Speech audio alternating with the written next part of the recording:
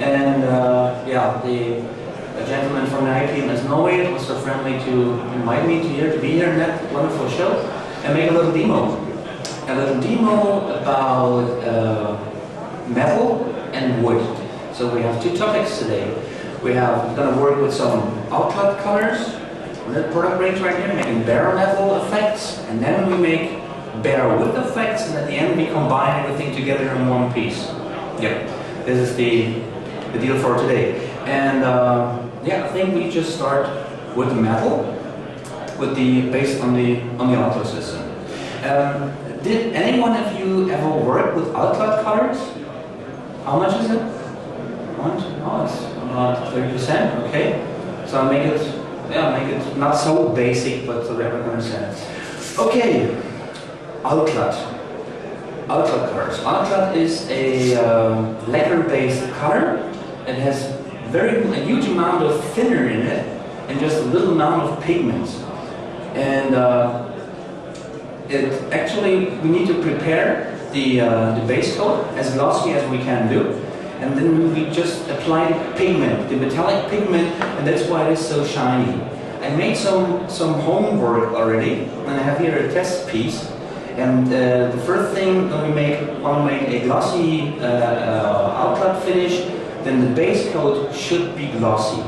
Because if we have just main thing thinner, just a little pigment, any imperfection and our preparation work will show through our final result. There is no clear coat which cover our little scratches or stuff like that. We have a double echo, right? So when we do not work proper on the base coat, that will be visible until the end of the day. Okay, so we have to care very much what we do in advance. So the first thing I would recommend, if you have the piece of plastic, just polish it and use then Tamiya X1 and paint the whole thing just as black and glossy as you can.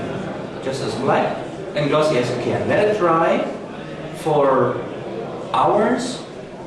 I would say 3 or 4 hours at least, because we're going to work again with aggressive thinners, and these thinners sometimes dilute or attack the base coat again, and it's kind of an unstable thing. So work in thin layers and give it a rest and allow it to dry. After that, you just have to take one color of our choice. In that case, it's polished aluminium, and just brush it in that way. I often do it like that, in in streaks, so I have a little bit of variation. This is the first variation. That's what I had to do at homework, but we go now from there. And you can zoom in a little bit on that piece right here, or maybe like that. Let's see if we can capture this.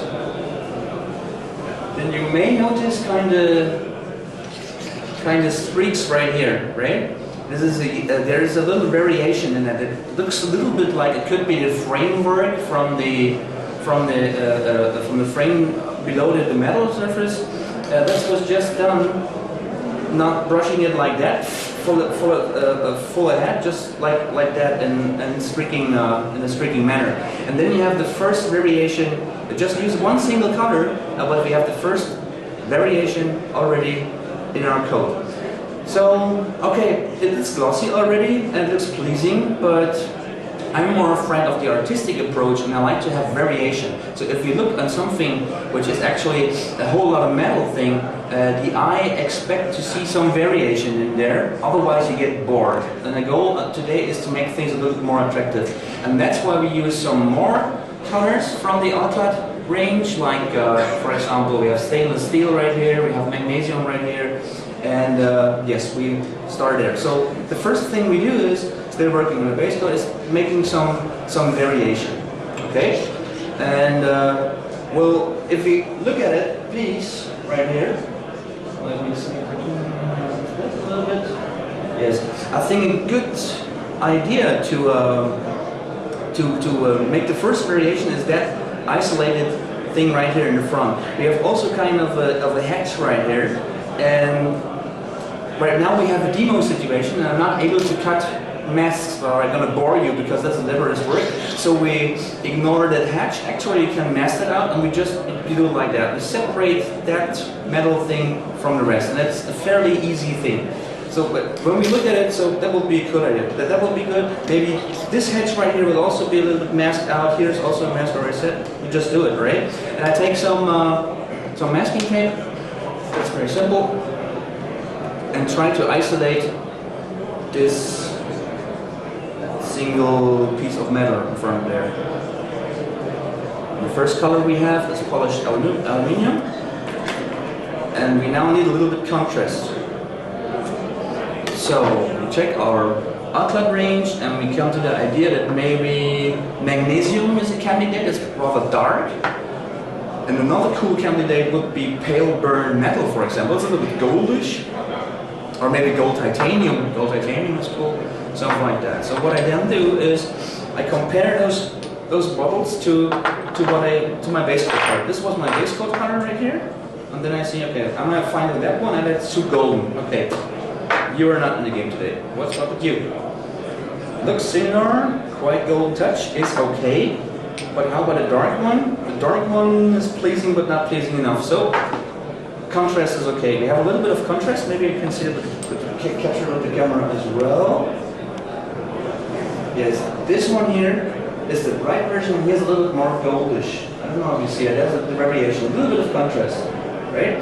And this is our gold titanium. Well, fairly simple job. We go over here, mask that panel off. Cover.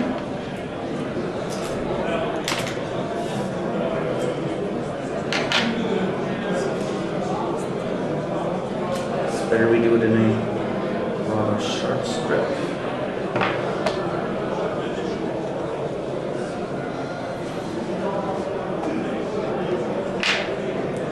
Just like that.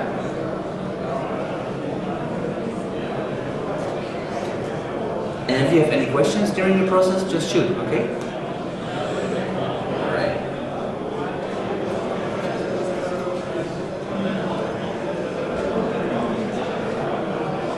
Okay. Maybe outlet is a sensible system. Maybe it makes a little bit more sense. I forgot that right here, but if I would be at home, sometimes reduce the adhesive force of the tape before I mask on outlet, because sometimes the tape removes some of the pigments, and I do just like that, and we just reduce the adhesive force a little bit, so you know that we are on the safe side. Okay, and then we need our pressure on our system right here. It works. That sounds good. Protective cap. That's what we need. Otherwise, we're about to ruin the needle. What pressure do you have? Sorry? What pressure? Pressure. It's a good question. Let me check this. I don't know the numbers. I hear it on the gun and I see how the color works, and then I tell you the number. Okay. That's a little bit too less pressure. I need some more. That sounds good. Just a little bit too much. That's nice. And what we have some, let me check that right here. We have, it's a good question. It shows a 2 bar. 2 bar, I say 1.7 or something is okay. A little bit below 2 bar is a good working pressure. Yeah, just fine. Not too much.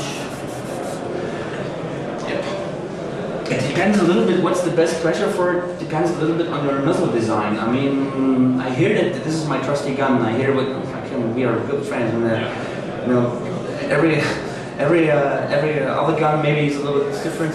Just try it for. This is one basic thing. If you're a little bit unsure about what you do, or let you test a little bit. I have always stuff like that. If I work on a real project, I have stuff like that running with me in the whole process and try what I'm about to do. If I'm not really sure, I just see, okay, how does it look like? And I can take a test piece and test it. Say, oh, that's cool. And then I go to the model, right? Also pressure and stuff like that can be adjusted if you tested before. No, just a little bit testing around is always a good idea, because you know, we have spent so much hours in building that canvas actually we are about to paint on, and then we ruin it within seconds. So a test before could be advised. All right, we need no thinner right here. Where's our gold titanium? Just shake it a little bit. Okay. Where's our magic stick? I use this kind of 8 things to get it into the bottle. Just a little bit. And I use a towel.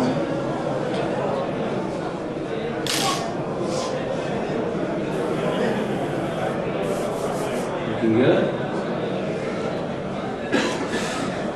I cut a short, rather thin strip to meet the shape that's rounded, so the tape needs a little bit flexible.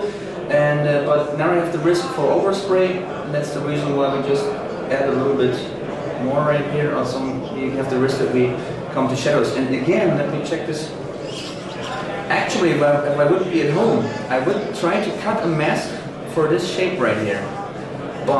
Actually, you can do it. Why not? Come here, you're doing it. It's very simple. We just make it like that and take the shape of that panel. Take a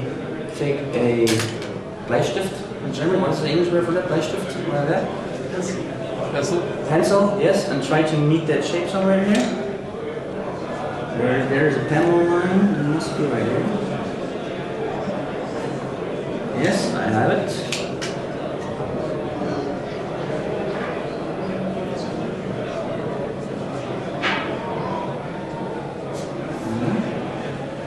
Wo bist du?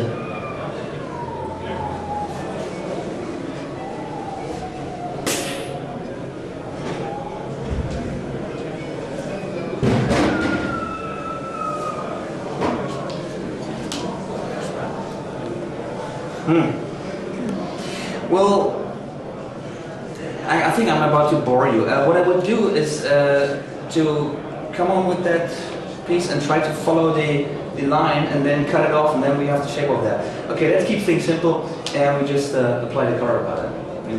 We can practice something like that later. So, okay, and yeah, just give a little bit of our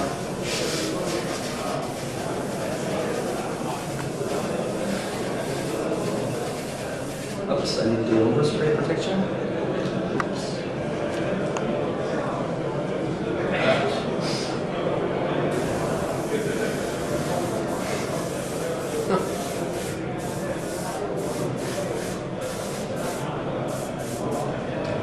Not too much, always thin. So now we have the first different color, but we want to have it more pleasing, right? Now we're going to do a pre-shading. We have 2 approaches. Actually, we can do it, mask it, do the pre-shading, and then come up with the color. But I'm more a friend of making kind of post-shading and then balancing it in.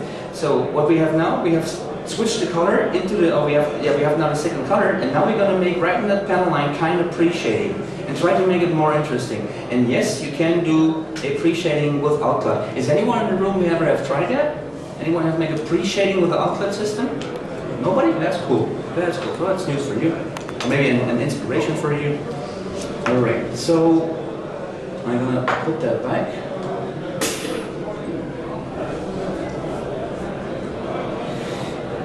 But the term pre-shading is known, right? What the pre-shading is, most of you I think know. And when my first pre-shading, I had a primer, and then I made a pre-shading, and then I came up with the color. And I had to make coverage with the result that the whole pre-shading was gone.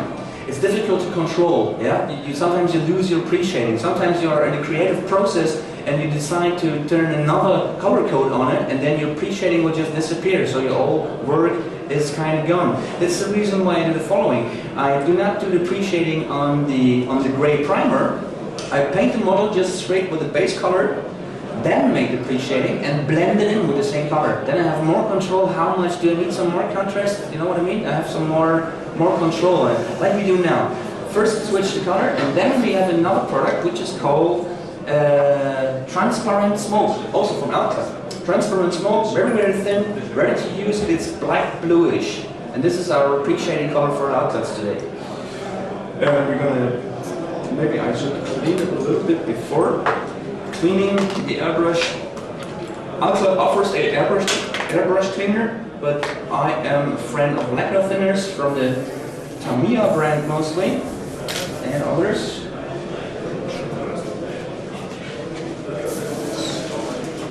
It cleans everything.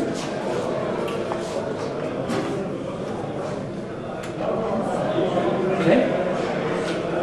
And make sure that we don't have any thinner in the system, not that much if possible, because that's quite aggressive to Alclad.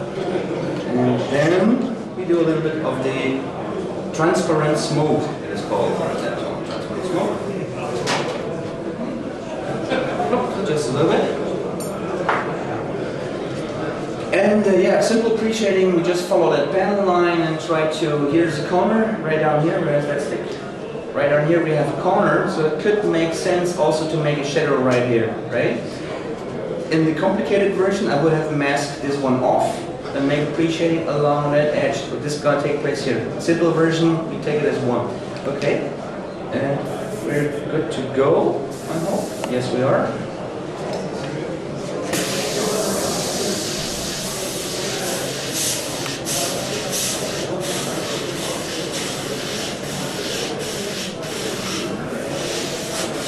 So this is our panel line, and now here right in that corner, where we decided to work.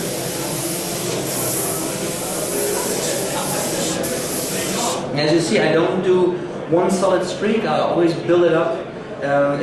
If you do too much color, it's very thin, it's like water, you're gonna have a runner, like a dot, and that looks terrible. We need a soft edge streak.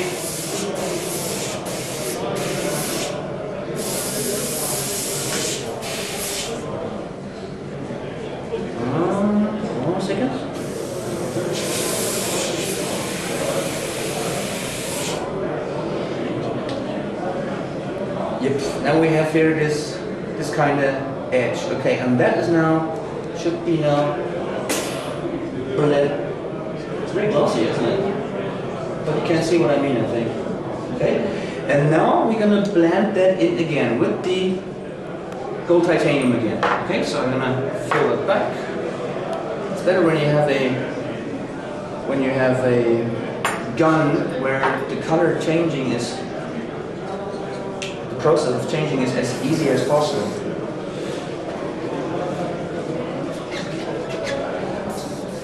A little bit thinner.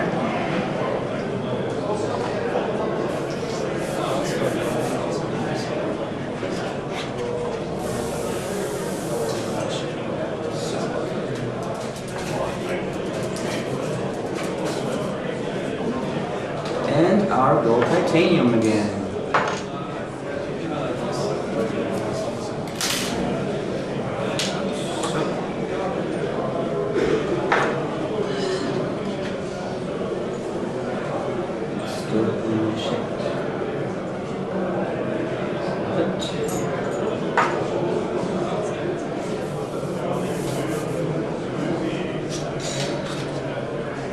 And now we have, it's already colored, it's already the color we wanted, we just need to tune in that pre-shading now.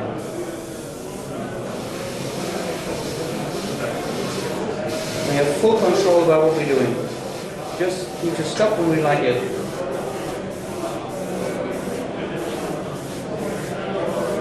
Just indication.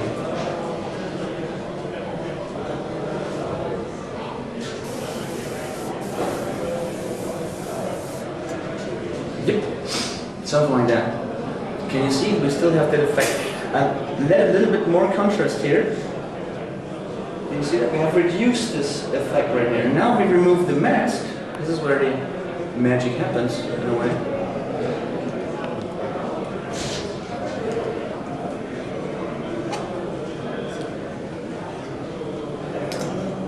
First the protection. And another one. And we have kind of separated the panel already. You see it has a different color than the other one. And we do that on the whole aircraft actually. Kind of in a rapid movement. We take just the next one. I'm gonna take this one right here. Yes, and mask it off again, okay? So let's have a look at the finished version to keep things a little bit shorter maybe. again to that one. That was done with not in a hurry like here. We have that one here is another color, and that one of course this is darker. And then we here have a very little bit reddish one and stuff like that. Here this one is dark. This is magnesium, but you have a little bit of variation. Not too much variation, not too unnatural, just a little bit. So you find it automatically pleasing.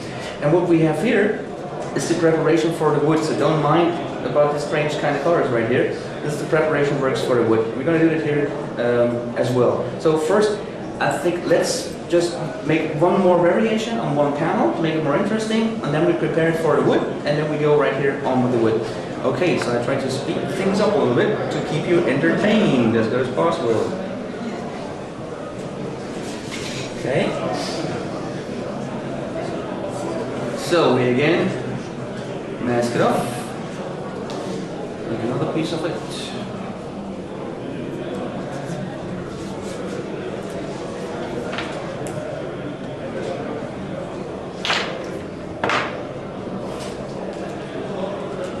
Do some parallel.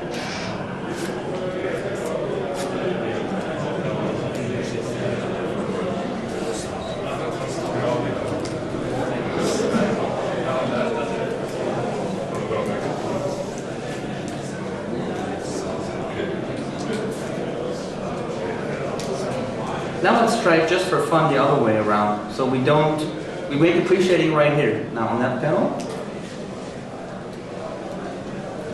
And then we're gonna switch it over. We have here, we have the outlet inside. This is the Polish one.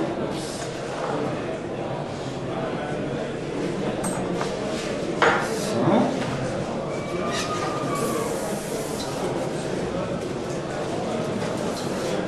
And a little bit on this one.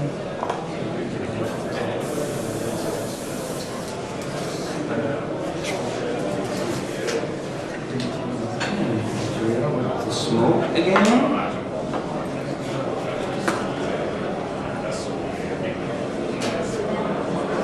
And we're gonna do our appreciating. What we have here, what is the interesting things on that panel, right? Interesting is always the channel line, of course, and then we have here these holes. Well, these holes, when I built that model, they're gonna be rings, of course. They're gonna be invisible, but that thing, this is kind of hatch or something. So we enhance these edges right here. This is something we can play with, and again we can play down here with our effects, and maybe just around the whole thing. Yes, that's what we're gonna do. So I start again on the light settings, again on the panel line. Oops, that's gonna be soft down here.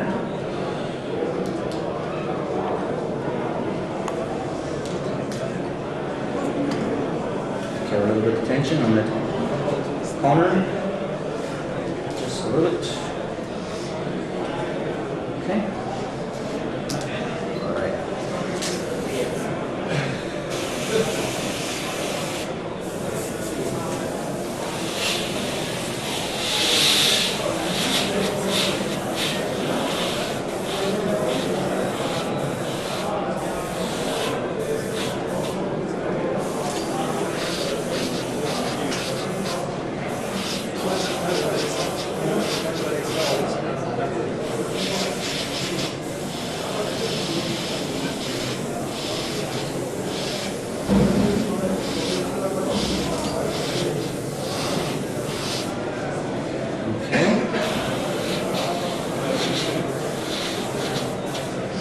And now you can see it. It's just it's a very strong appreciating, done in a hurry. You can, if you have more time, you can do it very, as I say, very Subtle.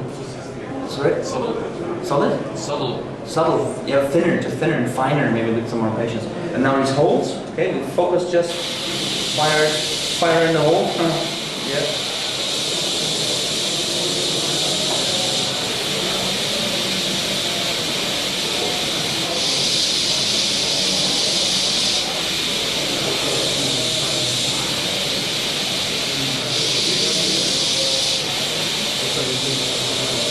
To avoid those, we have a thin liquid right there. To avoid those runners, if I just do it like a solid, then it's gonna run away and it's gonna ruin our day. That's the reason why I use only just, as I said, I apply a little bit color and then I let the airflow dry a little bit, so I can make the short bursts more or less. You can see it right here.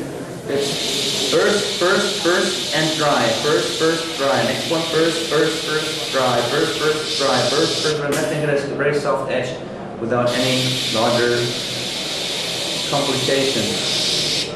Okay, this is actually an outcloud pre-shading. It's with nothing fancy actually, right? Oh, let's go in that corner down here.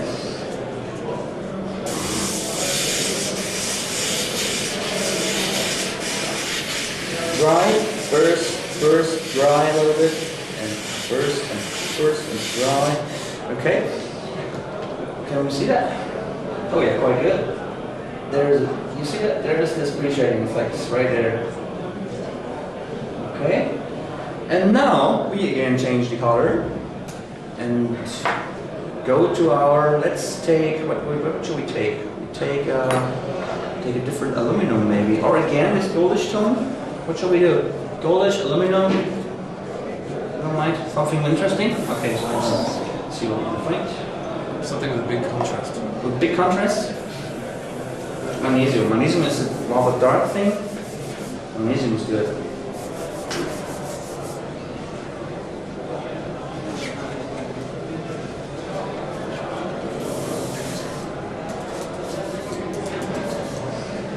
Okay. We don't need this anymore. Magnesium. By the dark. Yes. Okay. Actually, we can also mix these colors. If we think, okay, it would be cool if it would be a little bit darker, then you can make some drops of your color in here. And take some of the transparent smoke, 1 or 2 drops, and just make it a little bit darker. It's like tinting the colors. 1 drop or more. In the test piece you see is the contrast strong enough or not. You can mix those. There are a few you cannot mix. You cannot mix this type and the polished colors like polished chrome and stuff like that. These, you can mix them of course, but it doesn't look cool at the end. Not that cool. But it's only true for the polishing card. It's about testing. Well, I did not test all combinations, but it came out that I cannot mix magnesium, for example, with high polished chrome. It doesn't work. This is a little bit different in the formula. Okay. So we have a little bit of mixer, and then we bubble it. I do that when I mix the colors. I don't know if you can do it not with every gun, but with some. I hold it close right here and let the airflow go through, and then you see that it kind of mixes automatically in there. See? Yeah, perfect. Okay, and back to our little testing piece right here. And I start now to change to apply the color where no pre-shading is. So first, now just maybe you see that. I start right here in that center. And change the color. Always using those first. You actually can do it like that also. And try to hit the bright parts of it and change the color right there. And then I'm going to aim to the edge and work towards the shading lines. So if I go now like this, you know, and make it solid, so the pre-shading, I always try to keep control of what I do. So again, I aim for the areas where I want to change the color, and at the end of this operation, which is now, then we're going to blend in the pre-shading. That's now.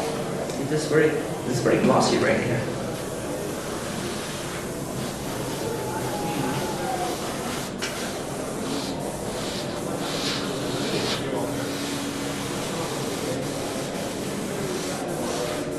Just until we like it.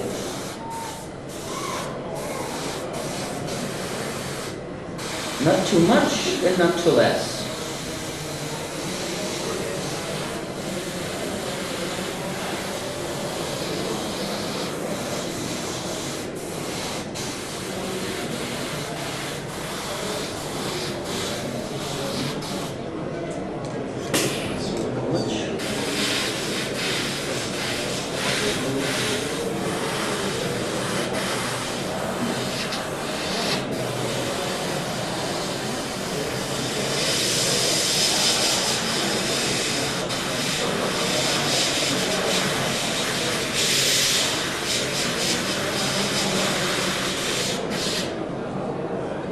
Yep. And you see, it telegraphs straight through it. Let me reduce that one just a little bit. Just a little bit. Check. Okay. Remove the first mask right here, just at the edge. And you can see we have the variation we desire. It's pretty cool to see in a moment. This is what we had before. This is our second color. And here we have a very, very smooth kind of appreciating effect right now. It looks quite pleasing. Turn it to where? To there. Yeah. That's the first thing we had. Magnesium is not that glossy. If we do that, so we paint this by hand, we say, right? Okay. Let's assume that this one here, this repeated pattern, is our hand-painted thing. Well, it's not hand-painted, it's a decal in that case, right? But again, it's about you. If you want to use the media, make it simple, and you have problems finding it convincing, then just use a decal. If you can paint it by hand, which you obviously can do, the most of you, then just paint it by hand. And what we now have to do, we have a strange contrast right here, right? I mean, it looks like something. What we're going to do now is we covered it with oil color and bring it in balance. This is everything what we have to do.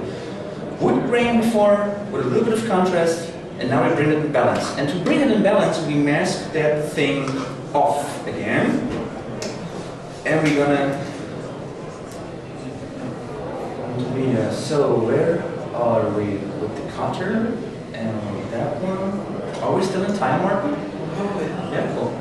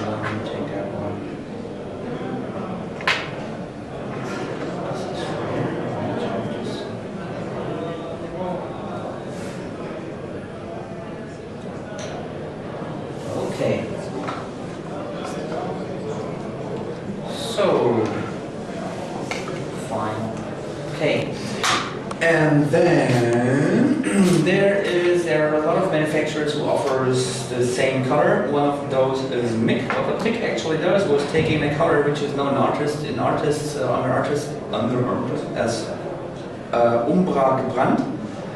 That means burnt umber. What is the Norwegian word for that? As umber, obviously, or umber? Brent umbra.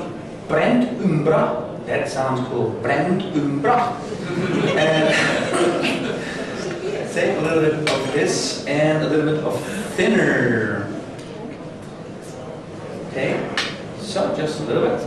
Thinner, well, a thinner for oil colors. You can use everything. I like AK Reactive Odorless thinner because it doesn't stink. But you actually can do terpenoid things from the do-it-yourself hobby shop kind of stuff. What else can you do? Take something like that. You just need thin oil colors, reliable. And what you also need is a chisel brush and flache Pinsel, flat brush, chisel brush. Oops, that's a corner still, but it's cool. Okay, and yeah, we actually can start. We wet that thing and mix our little color here a little bit.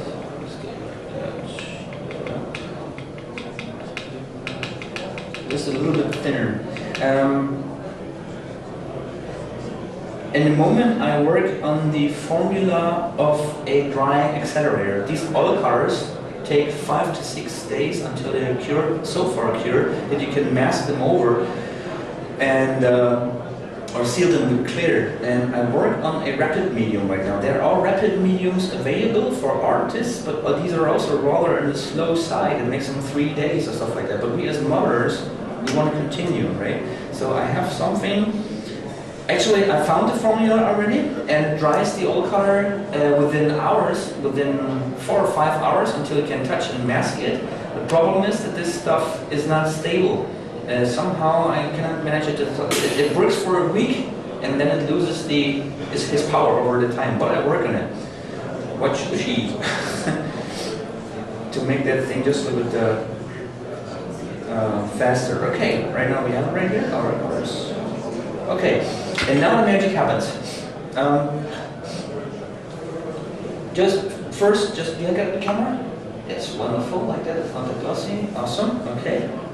And we just apply it over here.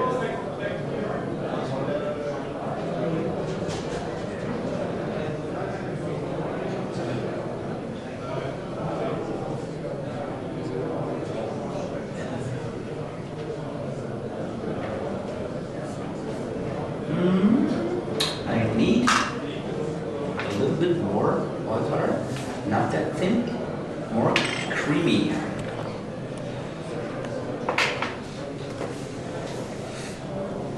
I mean, this is a quite common technique actually. I think the AFV modelers and stuff and guys like that, they do their, or figure painters, they do it with like that. They have a gun or something with a wooden thing like that. This is also a common system actually. Do it like that. Whenever it comes to treated wood or stained wood, natural wood, of course, it will not work that way. Okay.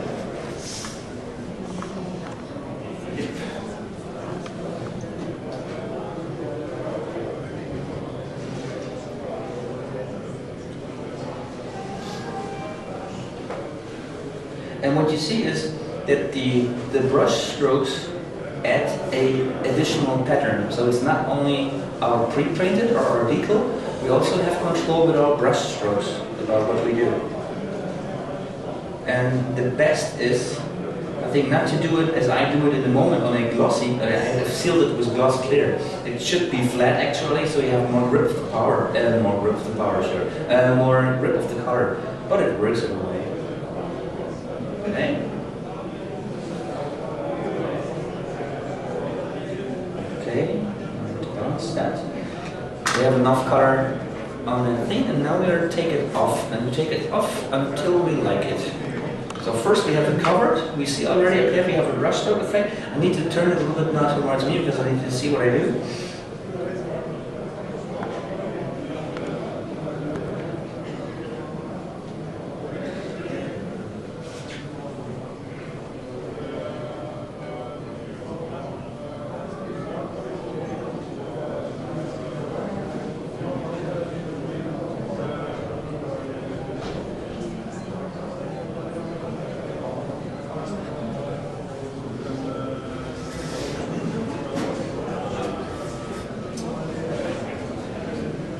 Yep, it's kind of okay for now and for so fast.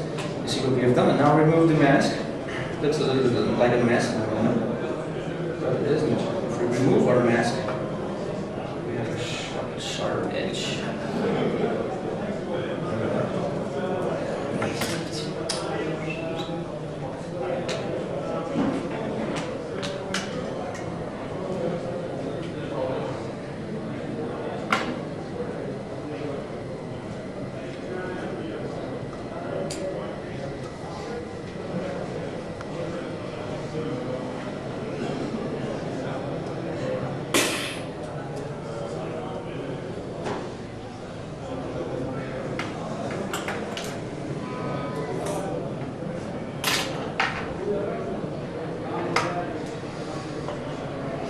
Yep, and we have a pretty dark wooden panel right here. Can you zoom in on that? Maybe let's see what we can see. Okay. Do you see that? We have now the what do you say? You have the effect of your wood grain before what you did before. Oops, I did that. Okay, one more second. Where is it?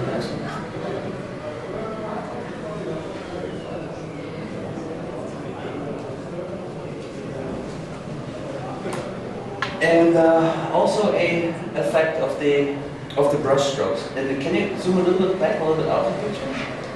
Yeah. Okay. There you see it. We can make the whole aircraft dark like that. And if we do it, if we seal it after a while, then we come out like this. Do you see that? Do you see that? This is the same thing. This is the secret actually. It's done the same way like here, of course, with little more patience, and there was a flat surface as well, and yep. And then we can make it look the upper side right here. Do you see that? This is wood grain.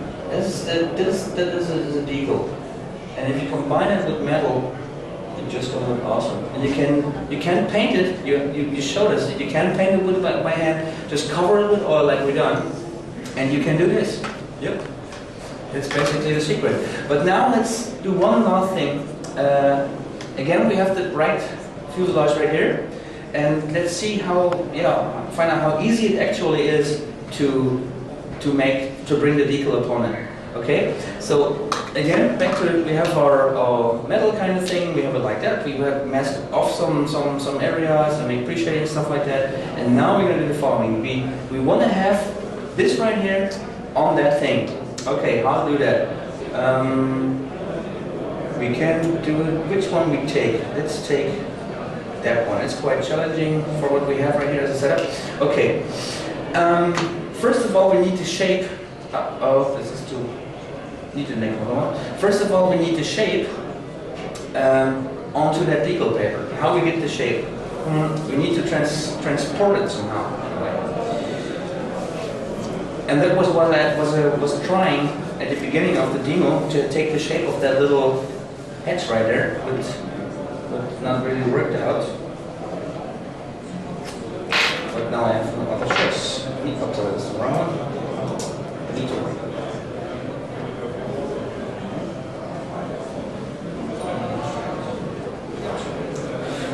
Okay.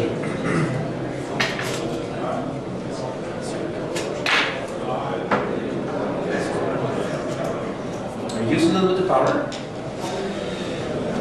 and then we just bring that piece on our model right here, and try to make it as good as possible. What we need to make sure is that we can follow with the Bleistift, we can follow the outlines of everything, but it's not that difficult on that model, obviously. Okay, cool. Okay. Now we have the shape, and now we just outline this shape with this pencil. It's quite simple over here because there is a solid edge. Like this.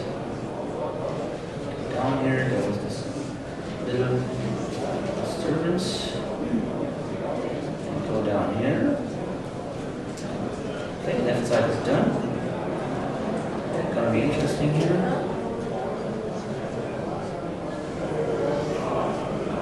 And now I'll try to get to the better one. I have it, I think.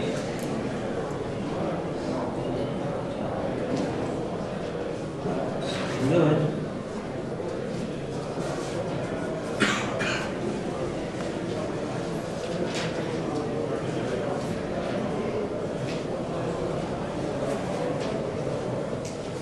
Okay, let's zoom in a little bit.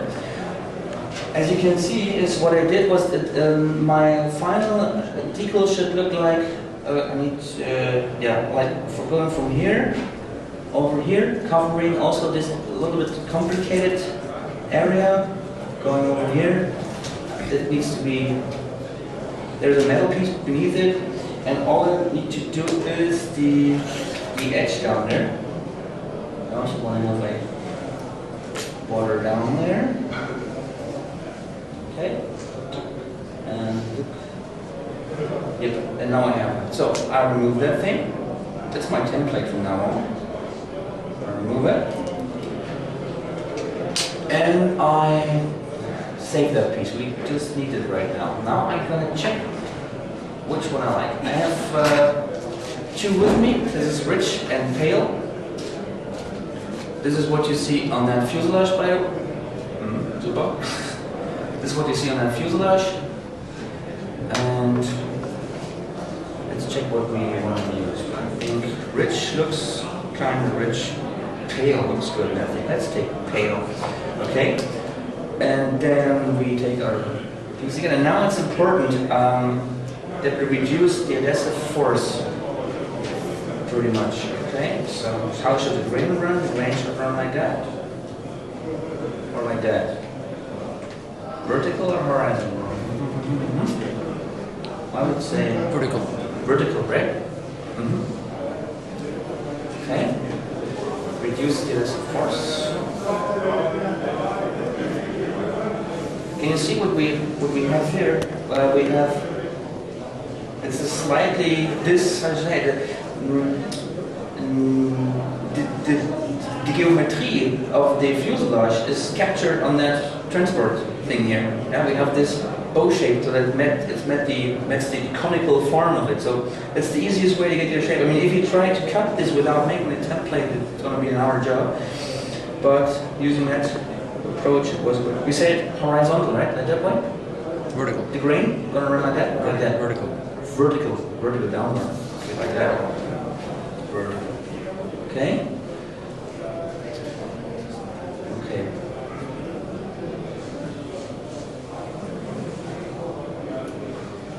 Right. And all we have to do now is cut it out the way we need it.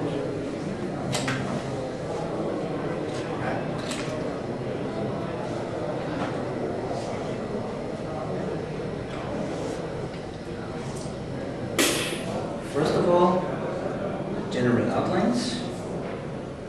Okay.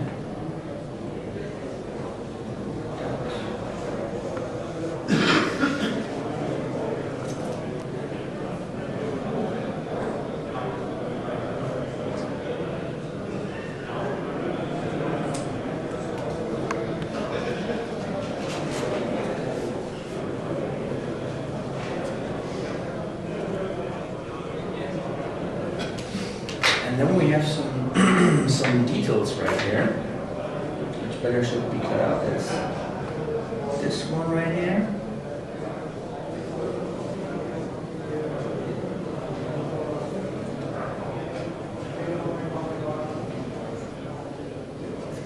Then we have also over here, and we have one here.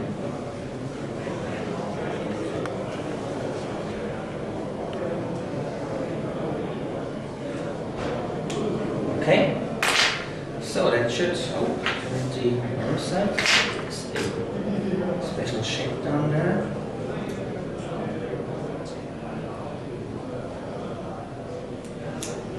Like that. Okay, let's keep it simple. And check how it fits generally. I would say it will. I hope it does. Let's see. Okay, now we're going to remove carefully the our masking tape. Once I really managed it in a demo to put that thing down in the water, it was not so smart, so I better do it right now. Okay.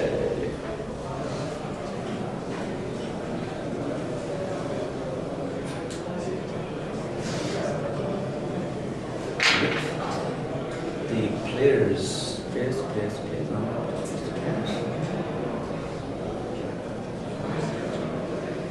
A little bit careful because sometimes it happened, I don't know why, that the masking tape removed the carrier film from the decal in the right condition right now, which was very disappointing. On the next batch of the same manufacturer, it was not the case, but you never know. That's the reason why in each of the Ushi products there is a advisor that you should reduce the adhesive force to be on the safe side. Again, we were lucky. Why don't you use the back side to put the mask on? The back side? Well, because I have to think complicated around corners. As I could do, yeah, but there's something like I mirror the thing, right? But it's also an option. I like to do it like I can mirror the thing, like you want it, the way you want it. Okay, last test. How it looks? How it's gonna look? Gonna look quite cool.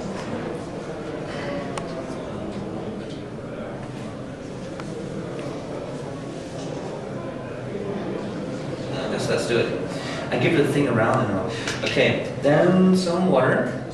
Just short. Oh, and setter before. May I would like to express my sincerest thanks to Lars from, what is the name of the company? Small size.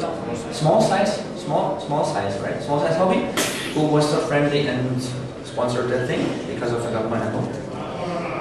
This is a setting solution. A little bit of setter. Which kind of thing? That's cool. Okay.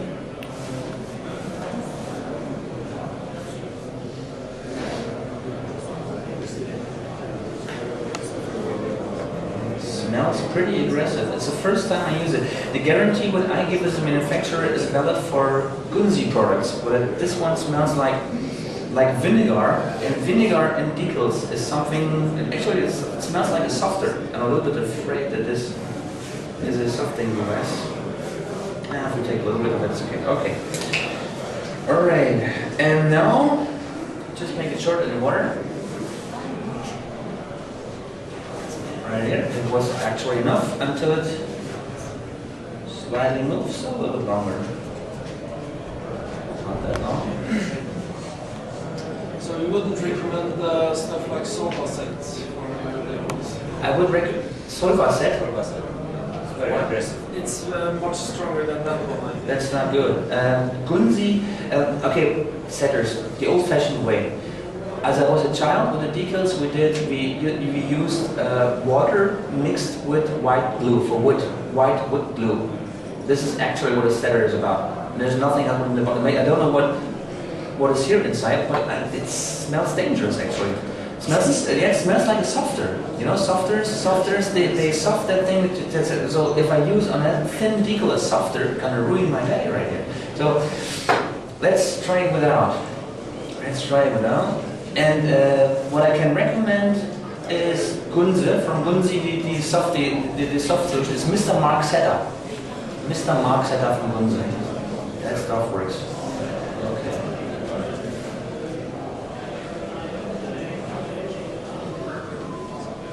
So we have a float.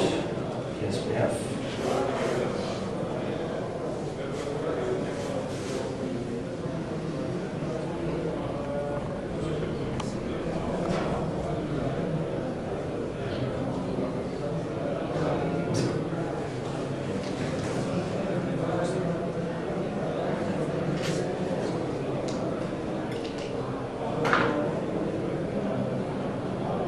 That looks pretty much as I expected.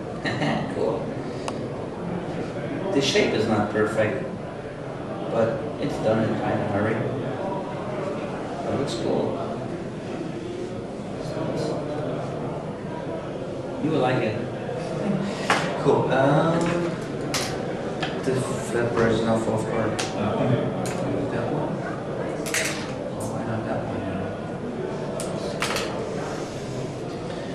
So we now, yes, work just with a decal, you know, like a decal, what you're used to.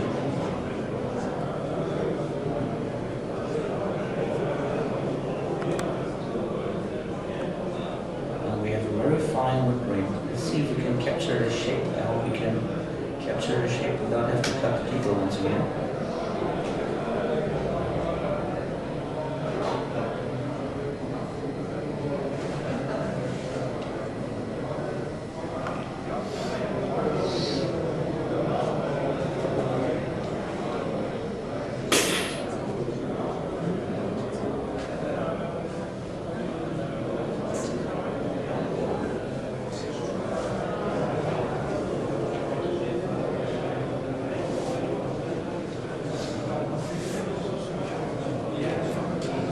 I need to make a strategic cut over here, 1 or 2. A little bit.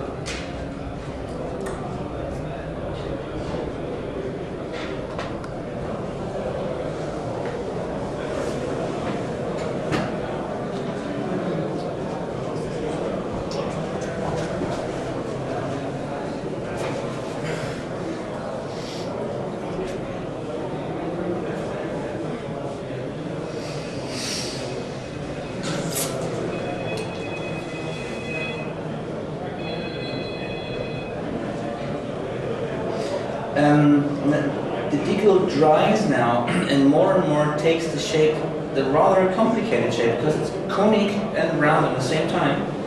But it sets pretty well actually. But I don't want to bore you, ladies and gentlemen, so I think we can consider this as being finished, and you know what I mean at least. Okay, let's check it out. You see that? Not so close, I think it's a little bit back. Yes. Yeah. Do you know what I mean? Can you imagine where it is? So let's assume that this section on the real aircraft was a wooden section, and we make kind of technical study to play a little bit with materials and just to document that was a wooden section, that was a metal section. I think something like that is fairly easy. And this is actually, well, I am not able to paint this by hand. I can do whatever I want, but with our hatching kind of experiments we made, these are cool for rather coarse wood grains for the aircrafts we have right here, but this fine kind of stuff, actually you just can't do it with a decal. And if we do this right here, and right everywhere, we're gonna have a pretty much pleasing thing at the end of the day, with a little bit pre-shading. And the pre-shading thing now will show through again. I'm not sure if you can notice clearly, but I think you can. Right here, do you see that? Do you see this shading right here? This is rather dark edge, as well as right here. This is our pre-shading. It's like here. It's like that one. Here is the pre-shading, and the decal comes on a transparent carrier film, and you can set your general light with your airbrush with the pre-shading, and then you apply the decal, and the pre-shading gonna telegraph through. No, the pre-shading gonna telegraph through the decal. You know what I mean? So it's a kind of pleasing effect actually. Yeah. How much time do we have? You are 10 minutes past. Past. Okay, great. Actually, we are done with it. Yes, that was metal and that was wood, by hand and with decals. And ladies and gentlemen, I would like to thank you for your attention and for your interest, for your patience, because you know I sit here and I'm not going to say nothing and just do things, but I hope you find it at least entertaining. Thanks so much for your hospitality to be here in Norway, and yeah, thanks for coming in. Thanks and bye bye.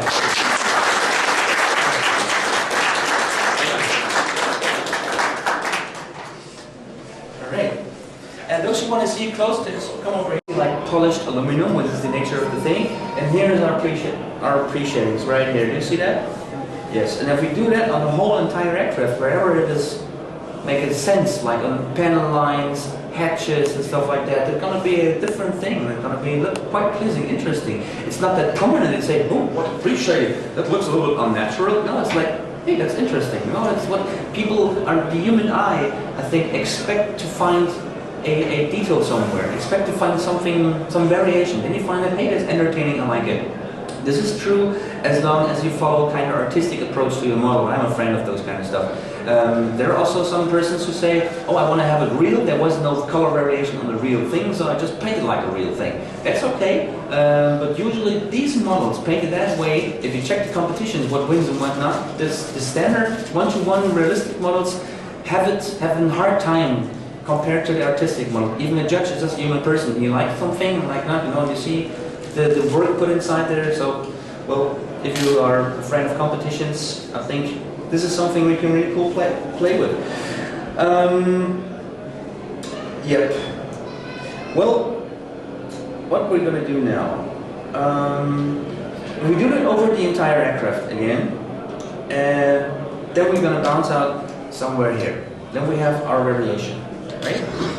And then we're going to prepare for the wood, because let's assume in the late war German aviation, they was short of materials and metals, and they was forced to, or always the goal of the engineers was to save white. So what they did was wherever there was no stress on the surface, they used wood instead of metal. And if those things came out unpainted from the factory, you always had wooden leading edges of the wing, while the upper side of the wing was in plywood. You know, and that must be there are no photographs, but it must be an amazing sight when these materials mix with all in an aircraft. You know, and it's an invitation for any modeler who likes to build something attractive. You know, just why not doing something like that? Like, let's analyze what a Messerschmitt 163 Comet. It has some wooden panels there and some bare metal, and if you made a 163 where it really make the wood where the wood was and the metal where the metal was, then you have a nice and pleasing model, and you can take it as a technical study, let's say like that, right? Unpainted, just to see, look, this airplane was made of wood. And if you are able to transport a convincing metal and a convincing wood on one metal, this is going to attract people pretty much. They will like it, including you. You're going to have fun with it because everything is convincing. Any material, you have two materials, two challenges. One is bare metal, one is wood. If you do both fine on one model, they're going to be a star. That's something for the magazines. I just can encourage you to play with that. It's fun. But if it comes to wood, again, we have to think, all right, wood. What is wood made of? Wood is something, is a natural material and has a grain, right? This is something what we expect to see. If we look on a table, the table is from far, from let's say, from 10 meters away, it just has a wooden color. The closer we come, we see there's a wood grain right here, and we expect to see that. If we say we make something like wood, we have to care for the wood grain. How to do the wood grain? Two variants. One, I tried by my own and try to make it with my own humble capabilities, which is possible.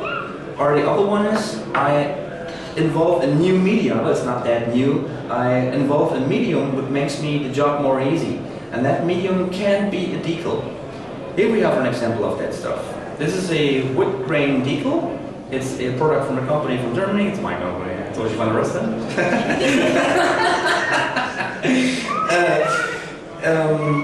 I'm gonna say that. Yeah, I was absolutely stunned by the wings kits, the World War I aviation kits. World War I aviation, and these were made of wood, right? And I saw a fantastic model built by David Parker, and he took an approach, acrylics.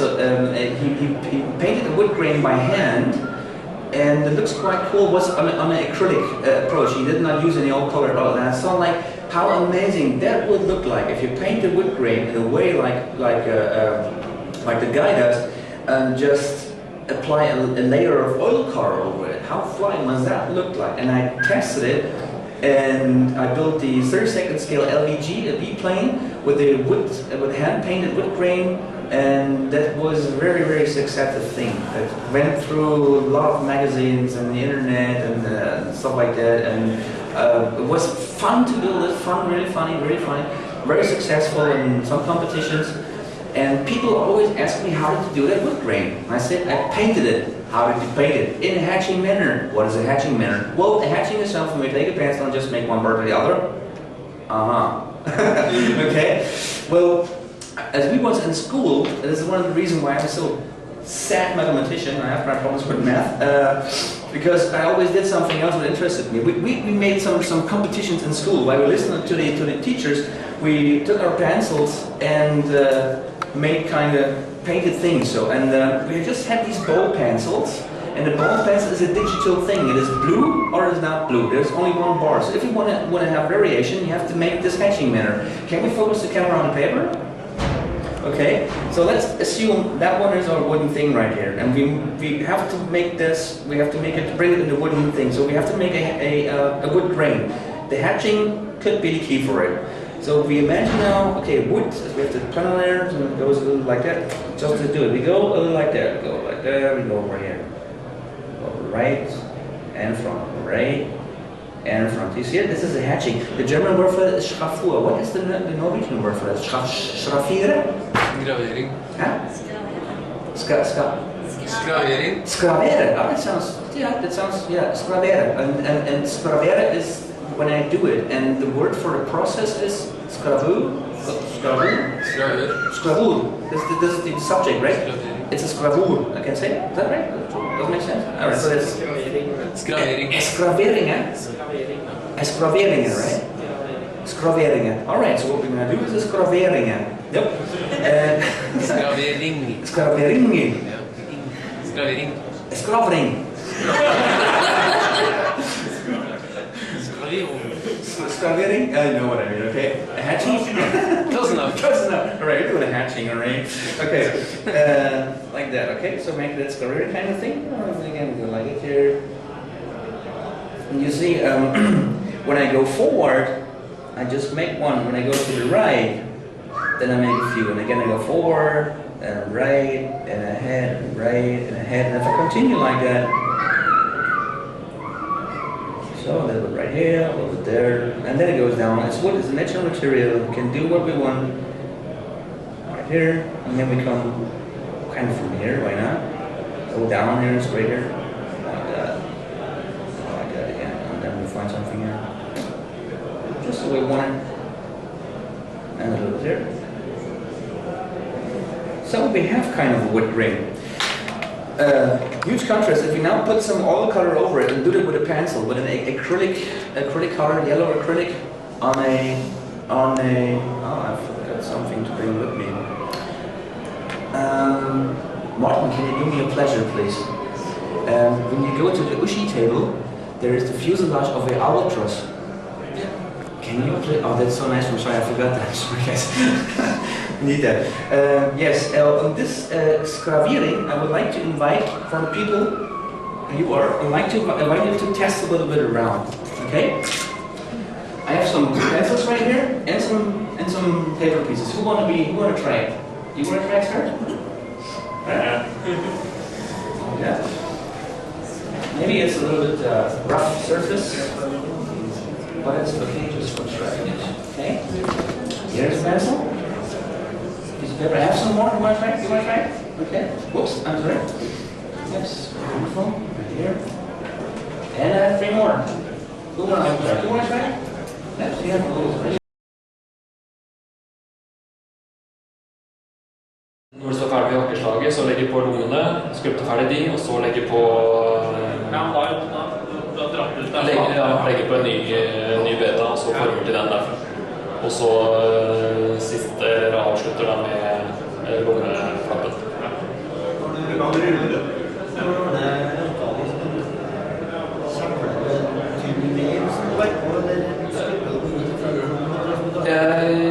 Litt begge deler. Mest nå så kjøper jeg ut, for det er veldig enkelt. Sånn, har man bygd opp anatomien fra før, så er det veldig greit det å kjøpe ut sånn en passe tynn sak, og da er det også det er lettere å legge på litt mer etter hvert hvis det skulle bli for lite, sånn i folder og sånne ting, men det letteste er å ta, for da tar jo når jeg tok den her sånn, så tok jeg ryggen i en gå fram til sømmene på siden, og så det ene jakkeslaget først, og så det andre jakkeslaget etter, og da er det den bare skjærer av i overlappen, og så smører det sammen der sånn, så det ser ut som en enhet.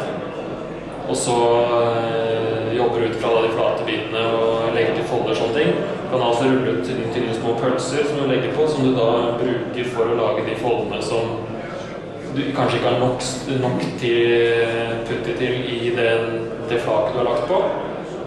Så til å lage det sånn, bare for å få litt dypere og litt større folder.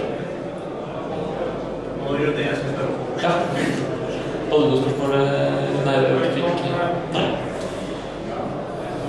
Skal vi se. Der var den ferdige figuren. Da kan vi egentlig ta oss en rundt også. Det vil jo alltid være når man, det er forholdsvis fersk i gamet, og sånn, når jeg ser på det nå, så ser jeg jo flere detaljer jeg gjerne skulle gjort annerledes, med både anatomisk og annet, men det som er viktig å tenke på med det med skulpting og konvertering og sånne ting, at det er en veldig bratt læringskurve. Man lærer veldig, veldig fort. Det er ikke så veldig mange gangene man trenger å gjøre det før man begynner å få det i fingrene, sånn med enkle konverteringer, bytte armer, bytte ben, Lage en arm her, forlenge, gjøre om et ledd, gjøre om litt folder. Noe som veldig lærerikt det å ta en forholdsvis tynnkledd figur og legge på vintertøy, for da har du foldene fra de tynne klærne har du liggende under, og kan da prøve å følge dem med det verktøyet du bruker. Legge bare på et tynt lag da rundt hele, og så prøve å følge de formene. For så det flere produsenter nå som har begynt å produsere i 75 mm. Se på den, Niklas. Og også med mer og mer hodesett, så man kan bytte ut de gamle tørre hodene på Tamiya-figurer og annet. Sånn til å begynne med så hjelper det veldig mye på en figur, bare det å bytte ut de støpte hodene som følger med i sett. Der det flere produsenter nå som lager bare enkelt pakker med bare hoder. Og det hjelper veldig mye på både på utseende og inntrykk og uttrykket til figuren, og også på hvor lett det å male. Jo bedre detaljer, jo krispere detaljer, jo lettere det å male når man kommer dit. Samme gjelder med hender, og egentlig alt annet man måtte finne for å bytte ut. Når det å starte opp, det veldig greit å starte opp og gjøre litt smått enkle konverteringer til å begynne med. Bytting av armer og bein, gjøre litt med ledd og sånne ting. Bare det å konvertere en figur som passer bedre i et kjøretøy veldig god trening for hvis man ønsker å en gang i tiden produsere eller lage egne figurer til drømmeprosjekter som man har. Og da jo det med nå vet jeg ikke om alle ser så veldig godt, men jeg kan sende ut etterpå her sånn, så har jeg brukt alle delene sånn av vanlige stokk plastfigurer, hvor jeg har klippet av litt ledd, satt på nye, og pinner da de leddene med ståltråd, borer gjennom for å ha den lille ekstra bevegelsesmuligheten. Før du da, når du fornøyd da med positur til figuren, så fryser den båsen da med epoxy eller noe annet, og har da fått en figur med et helt nytt uttrykk uten så alt for mye pes egentlig, uten å måtte skulpte hele vevet fra bunnen av, som vi skal se på etterpå.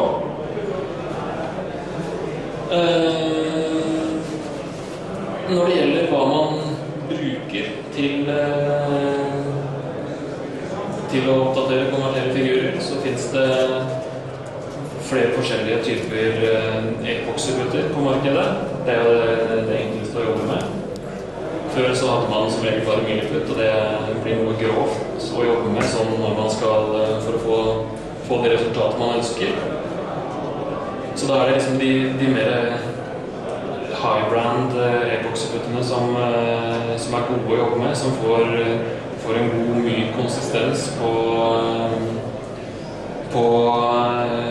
putten, og som lett å forme i, lett å få glatt og fin.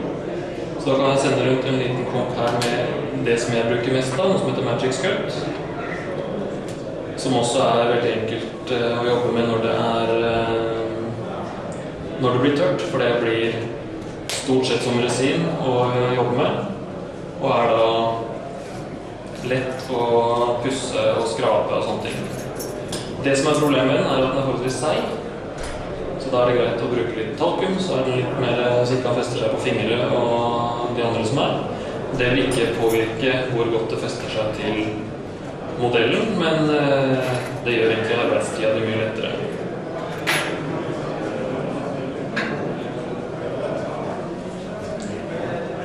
Man har også noe de fleste har vært borti, det som heter green stuff, som man får kjøpt litt rundt omkring.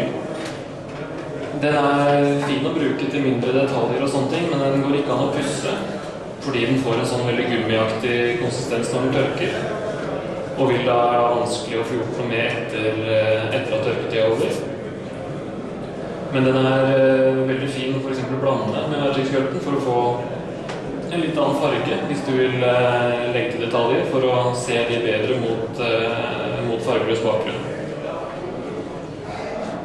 Så den heller på samme måte nå, altså?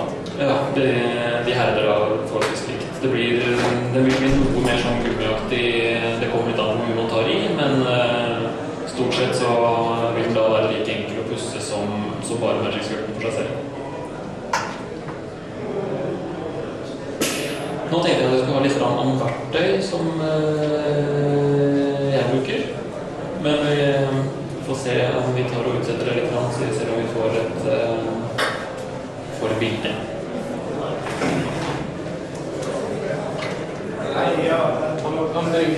Kjør batteri først, Andreas. Maskinen din har brukt et minutt å finne den minnebrikka.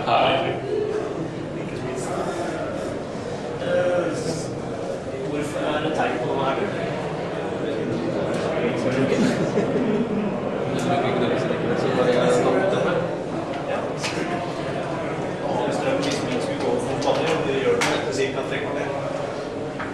Nei, ikke trenger ikke lade den nå. Bare vent med det til det kommer opp den der andre greia.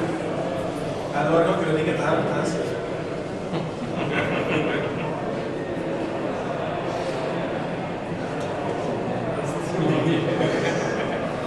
Det ikke min. Det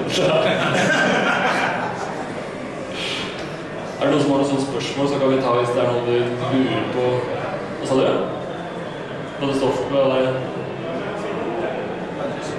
Magic-skjort, den her. Helt vanlig. De har også noe som heter AVS-epoxy. Det flere forskjellige typer, men i bunn og grunn så det stort sett den samme sammensetningen på alt sammen. Det bare forskjellige leverandører som har det. Det jo ting som vanskelig å få tak i Norge, men lett å få tak i over nett, og blir ikke noe fare for at det blir stoppet inn i sånt, og det ikke noe løsemidler i sånn vanlig. Hvor anbefaler du kjøper det? Den som jeg har nå kjøpte jeg fra El Greco Miniatures i England. Det fungerte egentlig veldig greit. Tidligere så jeg bestilt fra statene, og da tar det litt lengre tid og koster litt mer i frakt, så det fungerte egentlig veldig fint. Greit i England? Ja, absolutt. Tar du PayPal der, eller? Det mener jeg gjør. Uten at jeg skal si det helt sikkert.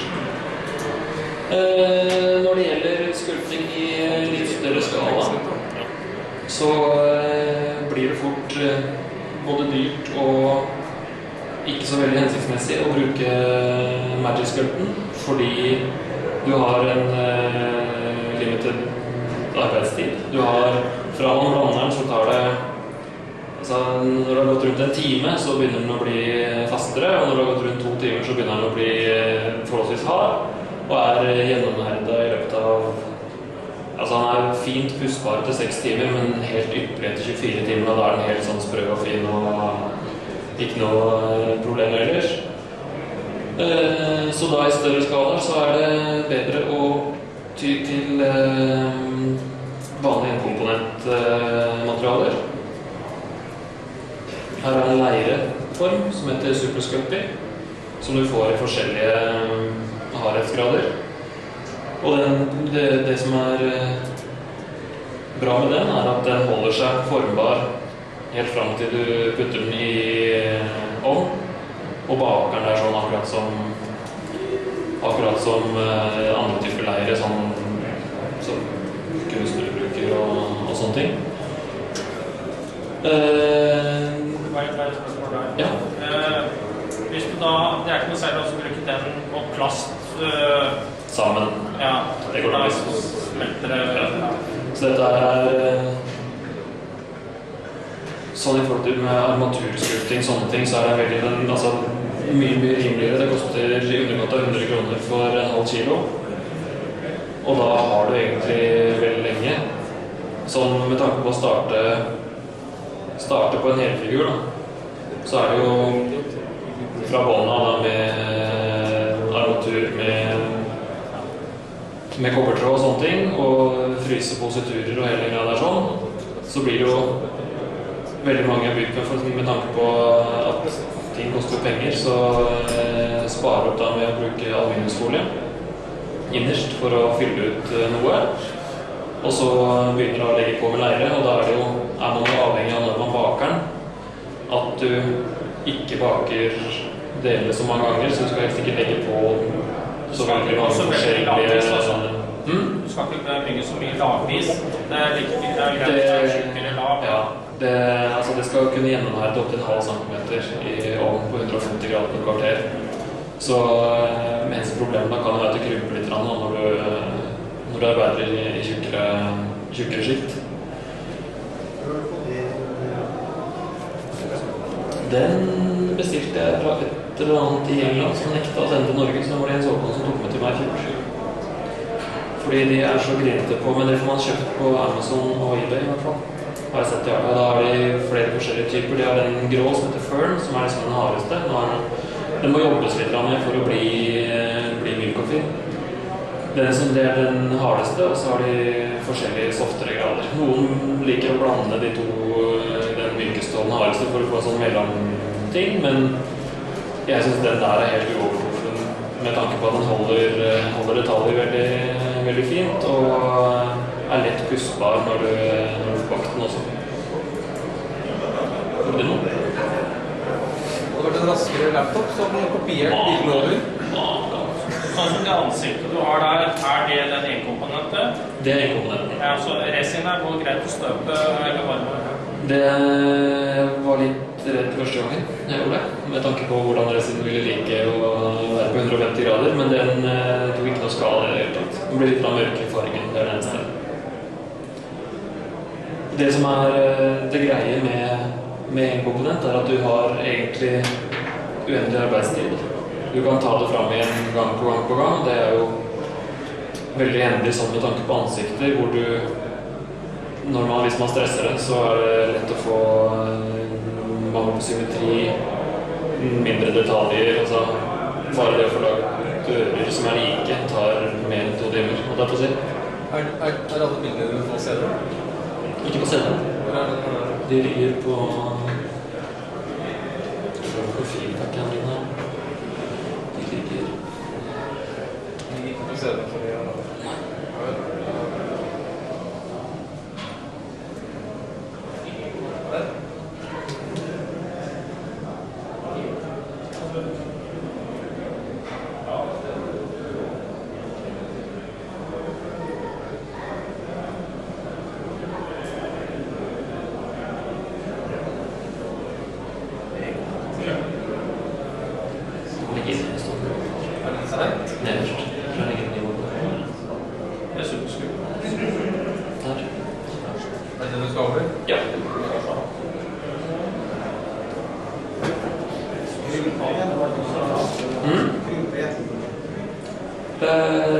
minimalt, jeg tror jeg snakker om 1% eller noe sånt, nei, 1-2%. Så det var også fordi det var redd for når jeg begynte å jobbe med det. Altså, vi vil jo i stor grad den kunne bare forsvinne, og det jo viktig sånn med tanke på skalamessig, hvis man har, altså når man har andre ting da, på for eksempel utstyr og våpen, sånne ting, så skal jo, altså, våpen vil jo alltid ha en fast skala eller en fast mål i en skala, mens mennesker litt forskjellige, men det jo greit at det i hvert fall ikke ser ut som dverger hver gang.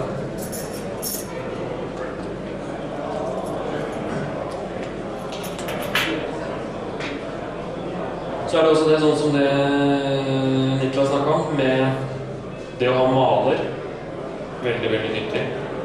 Sparer veldig mye arbeid. Man får kjøpt maler nå i forskjellige, ja, både 75 mm skala, 90 mm, alle de vanlige 1-16, 1-35, 54 mm. Jeg usikker på om vi kjøpt noe mindre enn det, sånn for 1,48 sånne ting, men det ganske sikkert på at kommer nå, siden 1,48 da en såpass økende skala, hvor man da i stedet for at man hver gang man begynner på et nytt prosjekt skal begynne med det samme og bygge opp hofteparti, bygge opp brystkasse, armer, sånne ting, så har man mer en basic form, og kan da legge til eller ta av den formen ettersom det man ønsker. Noe som veldig nyttig der sånn for å kunne lage seg en form i første omgang vanlige plastfigurer. Spesielt da 1,35, for de massive tvers igjennom. Da det egentlig bare å klippe ned og pusse av og forme til, så du får et hofteparti som du kan sette bein på, så da har du en forholdsvis fast størrelse. Og det samme med bryst og lår spesielt, for det er jo en stor del. Og bare stopp den. ja.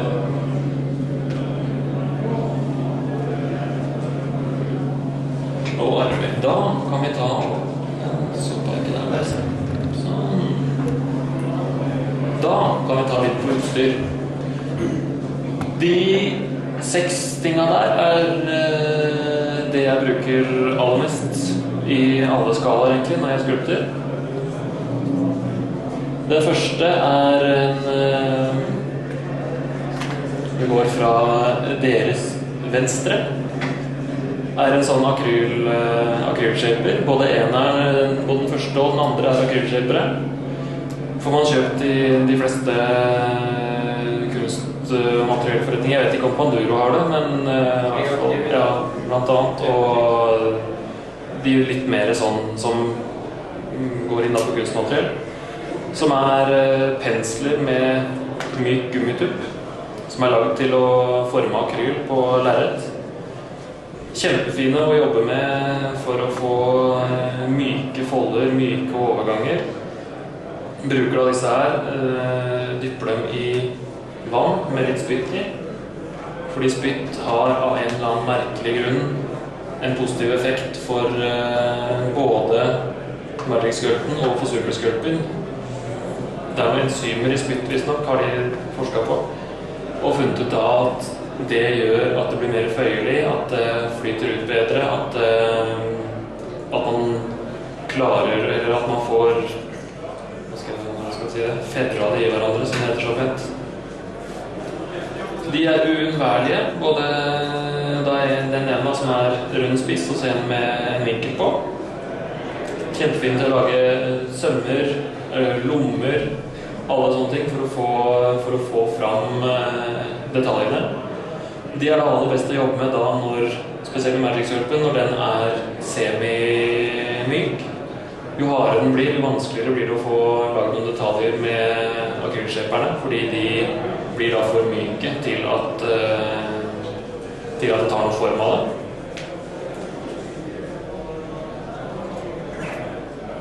Nummer 3 og nummer 4 mer brukende når putten begynner å bli hard. For å blant annet lage sømmer, rifter i tøy, ting som detaljer man vil at skal være så skarpe som mulig, fordi det greit å lage senere i prosessen, med tanke på at jo tidligere du lager jo mer rett og slett flytende jo egentlig skulptemassen, ikke at den flytende, men den jo løsere, så da vil det jo være noe fall i det. Og samtidig også det med å lage de aller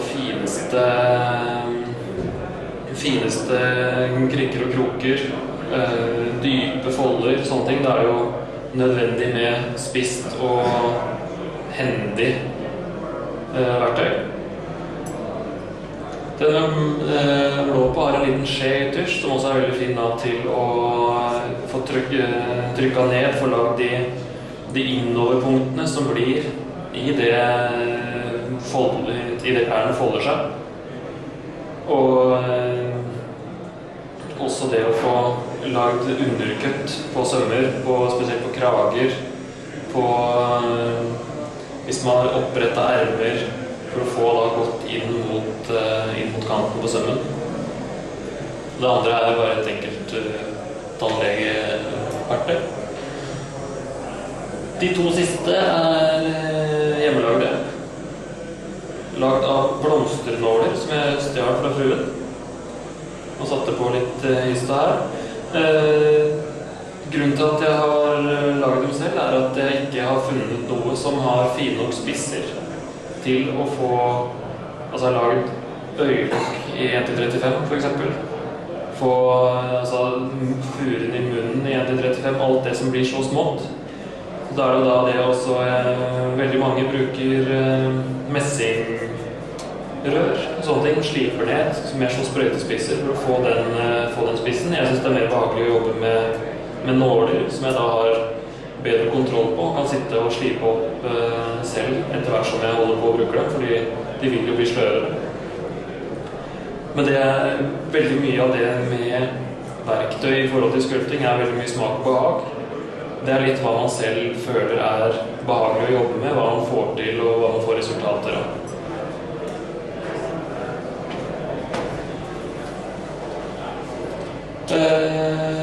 Når så da prosessen begynner, så har man også veldig god nytte av å ha sånne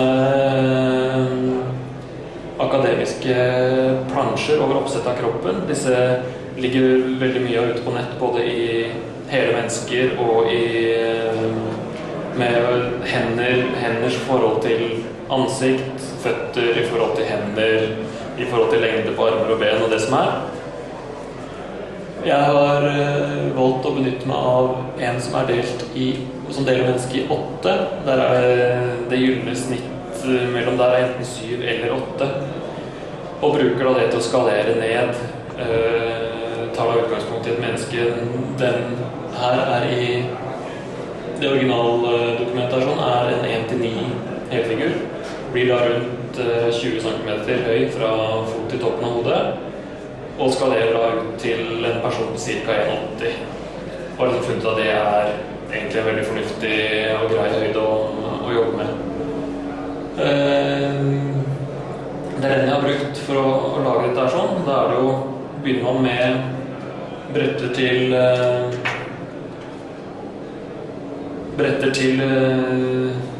ben, bøyer til hoftepartiet. Det blir litt grovt og rart her. Og så er jo det å måle til det. Klipper av føttene, fester da på en ryggrad her sånn, drar den opp i forhold, og gjør da, har en samme type del da, som går til armene. Veldig greit å merke av sånn cirka leddene med tusj eller noe sånt, så du vet sånn cirka hvor du skal knekke den. Altså 90% av jobben med å skulptere en hel figur fra bunnen av er det å få armaturet riktig. Hvis armaturet er feil, så vil det synes veldig godt på den ferdige figuren. Og ikke nødvendigvis, det trenger ikke være mye som er feil, men bare det at et menneske er ikke anatomisk korrekt, eller at det ikke er symmetrisk med at den ene armen eller albuen er litt lenger unna, eller skulderfeil, sånne ting, det synes veldig, veldig godt, uten at man nødvendigvis ser hva som er problemet. Så ser man bare at noe ikke stemmer.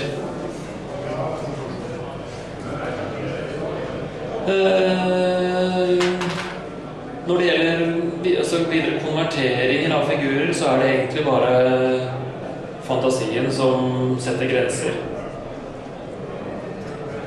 Driver og lager en rytter til hest. Der har jeg da brukt en resin overkropp fra en eller annen figur, hodet fra en helt annen, klippet av armer, former til de som best er mulig, og ben fra en helt annen figur igjen. Det er egentlig bare, altså,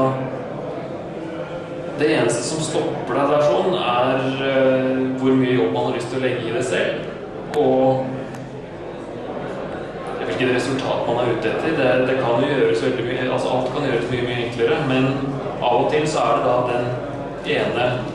det ene bildet du har sett hvor det er en figur eller som gjør et eller annet spesielt som du ønsker å portrettere, og da er det eneste muligheten sånn som det er nå er da å jobbe litt rundt det og lage noe selv. Sånn sett så er det jo veldig greit med alle disse, med for eksempel Dragon, Master Mini Art, Masterbox, forskjellige produsenter som produserer disse settene da med 4 og 4 figurer, hvor du får 2 ganger 4 er 8 armer og 8 bein og 8 overkropper og alt mulig, 4 overkropper i hver pakke, og har da veldig store valgmuligheter da, ved å bare sette sammen 3 eller 4 sånne sett, har du da helt nye muligheter igjen. Og det som også er at man trenger ikke nødvendigvis å ta hensyn til uniform, tidsepoke, sånne ting. Dette er detaljer som kan slipes, pusses av I ettertid og legges på igjen da på nytt. Jeg tenkte jeg skulle vise litt steg-for-steg-bilder av når jeg skulptet denne figuren I fjor. Og jeg brukte da begynte med en dragon overkropp, pusset til et bekkenparti, og lagde beina da av messingtråd. Det har jeg ikke noe bilde av det første steget der sånn. Og sko også fra dragon, hodet fra hornet, og armer litt fra herfra og derfra, tror jeg. Dette da det første. Her satt inn en liten pute under rumpa på for å, som du vil se etter hvert, så det altså litt store vinterbukser for å få den nødvendige høyden da fra setet. Og samtidig grovformet til en legg, et kne og sånn cirka et lår for å ha en basis å bygge på som forholdsvis anatomisk korrekt når man begynner å legge på tøy utenpå for å få ikke nødvendigvis at du må starte helt på eller å forme til buksa og låret samtidig, men at du har bygget litt lag for lag, at du kler på som et vanlig menneske.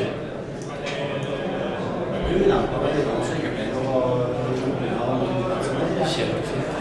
Nydelig. Så greit.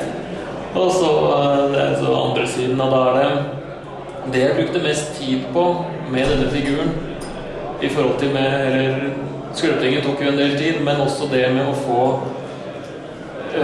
personen til å sitte riktig på motorsykkel uten at motorsykkelen skulle veie for mye ned på hans bein, og at det ville se naturlig ut at styret står sånn og sånn, og hele den gjennomtenkte prosessen som man egentlig nødt til å ta da, før man tar de stegene og går på og begynner å skulpte. Der har kommet et stykke ut I prosessen. Her begge buksebeina ferdig. Jakkeslagene ferdig. Det som med å lage en sånn type figur, og det å jobbe med Magic Sculpt, som den figuren her skulptet I, at man må ta moduler, eller ta steg for steg av gangen. Dette en ny figur som jeg jobber med nå, hvor jeg ferdig med posituren og fått inn lår og legger og armer og overkropp. Det neste steget nå blir da å ta en kroppsdel av gangen. Man kan ikke legge på hele buksa I en gå, fordi da vil du mest sannsynlig ødelegge, når du ferdig med et buksebein og skal begynne på den neste, så vil du mest sannsynlig ødelegge den jobben du hadde gjort på den forrige, ved at du kommer bort med verktøy, klarer å klemme litt på det for fingeravtrykk, sånne ting. Så man avhengig av å jobbe med del for del av gangen, ta et buksebein, være veldig strukturert, se på sine egne sette seg, skrevst over sykkelen og se litt hvordan sine egne folder ved buksa folder seg, få familie og venner til å kle på seg boblebukse og bruke de mulighetene man har, ta bilder, kunne studere det nøye, fordi folder noe av det vanskeligste man kan jobbe med. Det ansikt og det folder. Og det å få de riktig gjør også veldig mye for det underbevisste, det å se figuren. Altså det for lite folder, så vil man se det. Det for mye folder, så vil det se unaturlig ut også. Så det den å se, men det også noe man må ta hensyn til I skala. Man får ikke like mye folder som vi har på våre klær nå, vil se unaturlig ut på en 1-5-figur, fordi det vil bli så veldig voldsomt. Det vil liksom bare bli en sånn bulkete laken. Så her var det hans venstre bein først, og også det med å passe på å tilpasse, så passer på det kjøretøyet han skal sitte på.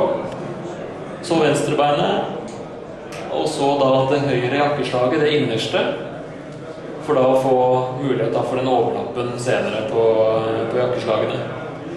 Kragen også fra et eller annet Dragon-sett. Og også lagt på reima til maskinpistolen hans bak på ryggen med plastikkard. Den satte jeg da på før jeg begynte å skulpte for å ha en basis for hvor den reima går i stedet for å måtte begynne med den senere. Noen bruker blyfolie for å lage reimer, noen bruker vanlig epoxyputty. Så av og til så hvis man har armatur av plast, så fester jo plastikkarden veldig godt på plasten, og kan fint bruke det i stedet for.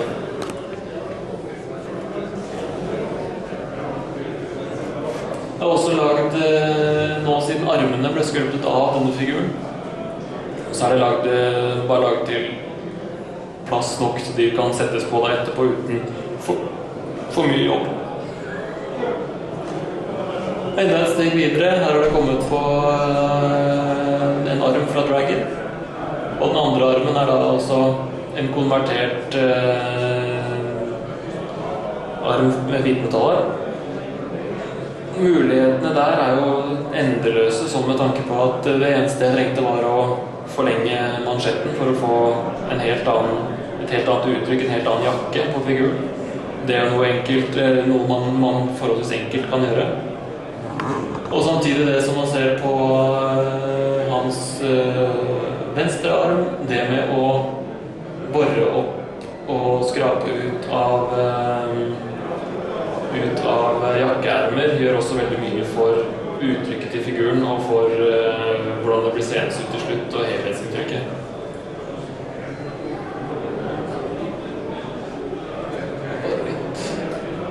Og der er det også lagt til litt fotets og detaljer, og det er jo sånn noen bruker det, andre ikke. Avslutningsvis der også, det synes litt dårlig, men det er også lagt på knapper, flapper på lommene, sånne ting. Det er jo da alle de fine detaljene som man vil legge til slutt, fordi det både er knotete å legge på er greit og ikke ha så veldig mye pussing og igjen å gjøre etter å ha lagt dem på, og også det at da har man litt mer oversikt. Ja. Bare spør da hvordan lager knapper? Da legger jeg på en liten klump med putty som jeg trykker flat med enten finger med tolken på eller en våt finger. Og klemmer den så flat som jeg får til, skjærer en firkant, og så bruker da den som jeg sendte rundt først, eller en av de akrylshaperne til å forme den rund i kantene. Så det er lettere det å jobbe ut ifra en firkant enn det å prøve å lage en rund knert med en gang, fordi det er egentlig forholdsvis enkelt å forme runde hjørner på firkanten når det kommer til at, og også prøve å få en liten sånn bue med tanke på at det er sånn pleated, eller hva det heter for de knappene her som får en liten sånn buegang på det.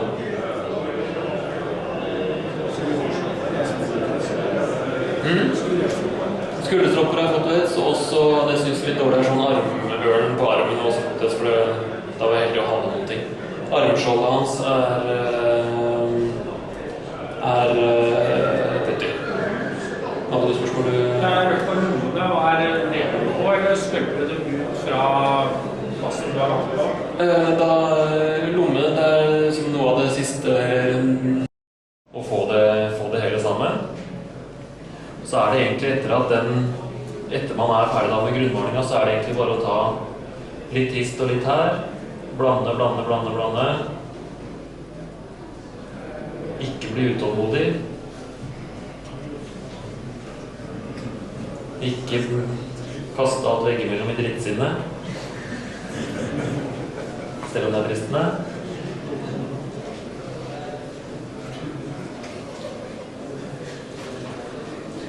Så begynner da å få en mellomtone. Og så bygge på, helt til man da klarer å få den sømløse overgangen som man leter etter ved å legge på lag med tynne farger hele veien ned til det aller mørkeste. Sånn for finishmessig på figurer, når man er liksom ferdig med selve hudfargen, så det jo alltid enkelte detaljer man ønsker å legge til. Man ønsker å legge til en rødaktig nese, røde ører, hvis det skal forestille en figur som for eksempel som han som går på ski i snø. Dette da alle modifikasjoner man gjør underveis. Da bruker jeg jo tilbake til den røde fargen som jeg snakket om i stad.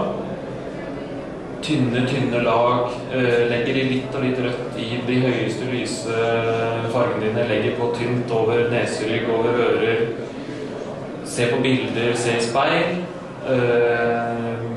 jobbe noe, av og til så det nyttig, sånn som med det første bildet i forhold til hvordan teorien sier at farger skal være, hvordan kunsten sier at hud skal bygges opp. Ja, sånn som det noe forskjell på, jeg bruker mye oljemaling på tube til den ansiktsmalingen.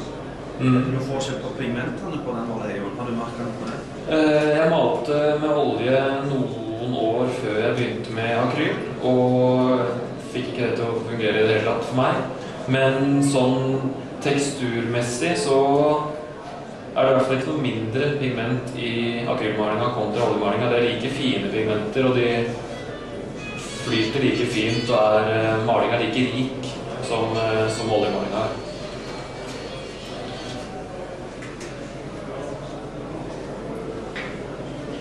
Når det kommer til klær, så det akkurat det samme prinsippet som når man maler hud. Det blir bare andre farger.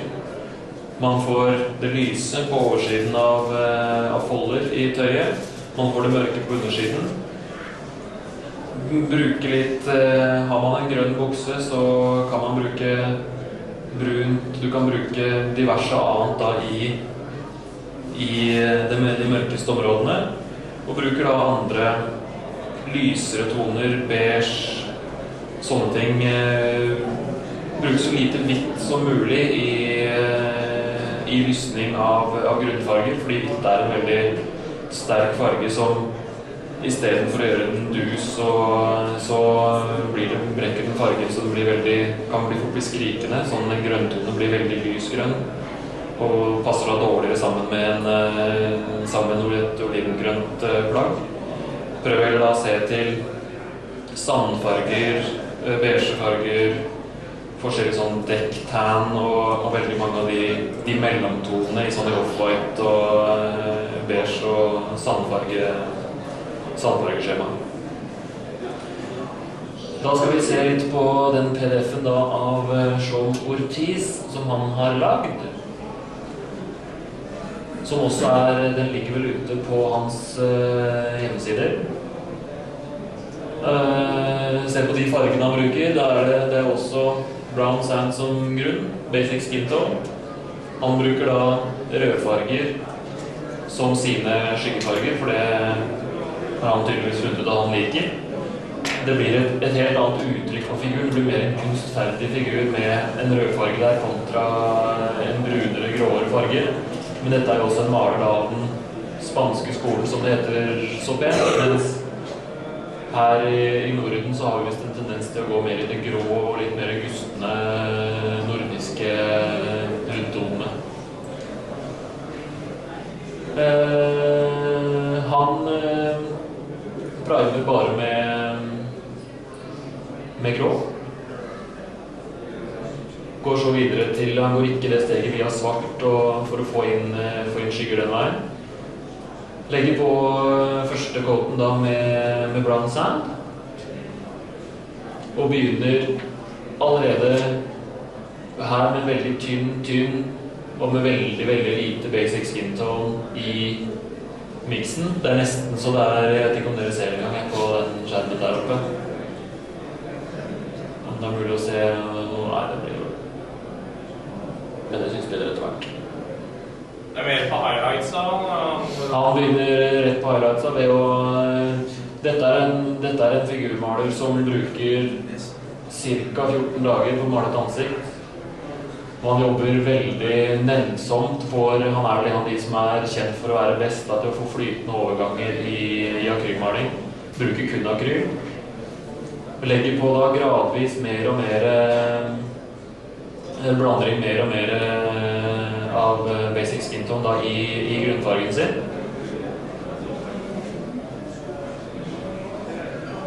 Helt til han da sier seg fornøyd med det, og begynner å legge i skygger på undersider, langs med kanter, langs med hår og annet. Her kan du se han har lagt inn da hans 3D. Han bruker 3 lystoner, 3 skyggetoner. Den aller mørkeste langs med neseryggen da, og andre typer skyggesteder.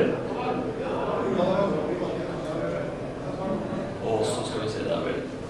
Og også her på bildet til siden så har han jo, det da etter noen dager da med kontinuerlig arbeid for å få dratt alt i hverandre for å få de sømløse overgangene.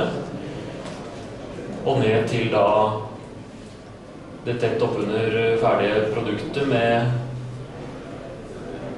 hvor ansiktet, eller hvor han har en veldig flytende og fin overgang i alle sine hudtoner. Dette for øvrig da en 54 mm figur. Det bare så vidt litt større enn det hodet som jeg sånn, så det viser jo da altså, mulighetene da, for å få ved kontinuerlig øvelse for å få veldig, veldig gode resultater med bruk av akryl, og det å ta seg tid, men også det med å ha, det mer utfordrende å male et hode som følger med et vanlig plastsett, med tanke på da de begrensningene man får ved plaststøp, injeksjonsstøp, hvor detaljene vil bli dårligere eller ikke fullt så skarpe som de i for eksempel resin. Kan jeg ta seg det som var på de første bildene.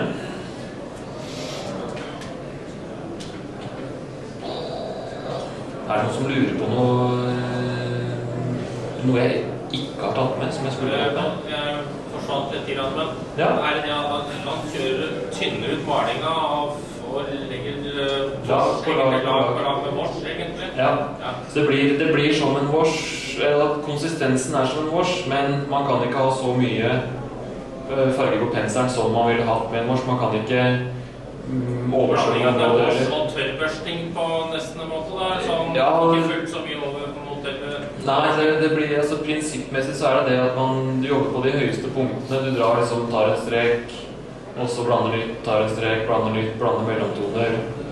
Tar det opp og ned hele tiden. Nå dette, altså, måten. Når han går på de mørkere da for at han har jo satt grunntonen og lagt det lysere, for at det lett å legge på overflatene, så det at han får så fine føydinger ned mot det mørke som han legger da på i ettertid. Han starter innerst og går utover mot det lyse. Nei, jeg starter i de store skyggene med veldig lite brunt i den mellomtonen, og så jobber seg innover til de skarpeste skyggene for å få... Starter ikke innerst i den skarpeste skyggen? Nei, starter ute. Det det mest hensiktsmessige, i hvert fall, for det lettere å kunne følge den overgangen og følge mellomtonene hele veien mens man... Så de starter fra mellomtonen og går mørkere, i stedet for å bare starte med mørke innerst, prøve å jobbe deg ut mot det lyset. Det lettere, og også mye lettere å kontrollere, for da får man ikke så store kontraster mens man jobber. Da vil man få mer at man ser gradvis hvordan det går, uten at man har nødvendigvis en veldig mørk skygge da, som man skal prøve å brekke inn da, for å passe til resten.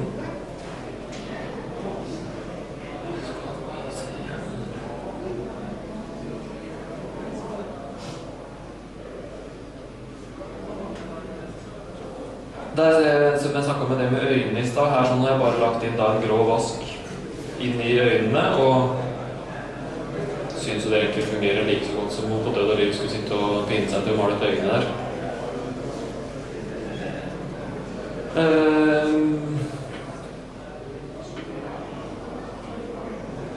Det med å male en figur så det å sånn som det vi så den PDF-en den forrige her sånn nå, altså det har ingenting for seg å male figurer så nennsomt og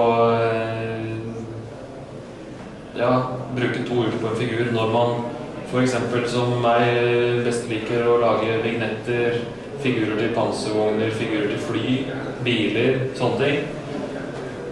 Det å bruke lang tid på en figur tar mye av gleden bort fra det også, med tanke på at man egentlig ser på da figuren som det tilbehør på det man egentlig har lagd. Så jeg vil nok i stedet for å liksom gå seg litt bort i det med at det skal være så voldsomt sømløst det ansiktsbildet, så bruk heller prøv heller fram med kjøp eller ha tre farger, eller at du har den mørkeste, og så har du en lys, eller du har mellomtonen, en lys og en mørk, og så tar man 2 eller 3 blandinger mellom der sånn, så får man, eller det er i hvert fall, da har man et steg på veien mot det da å få et mer interessant ansikt, i stedet for å ha et ensfarget i et kjøretøy. Det at man har noen overganger da, og vil si at det blir et mer impresjonistisk uttrykk, ja vel, men det er fortsatt da et interessant uttrykk som den figuren gir da, kontra kanskje en helt matt part med en hudfarge.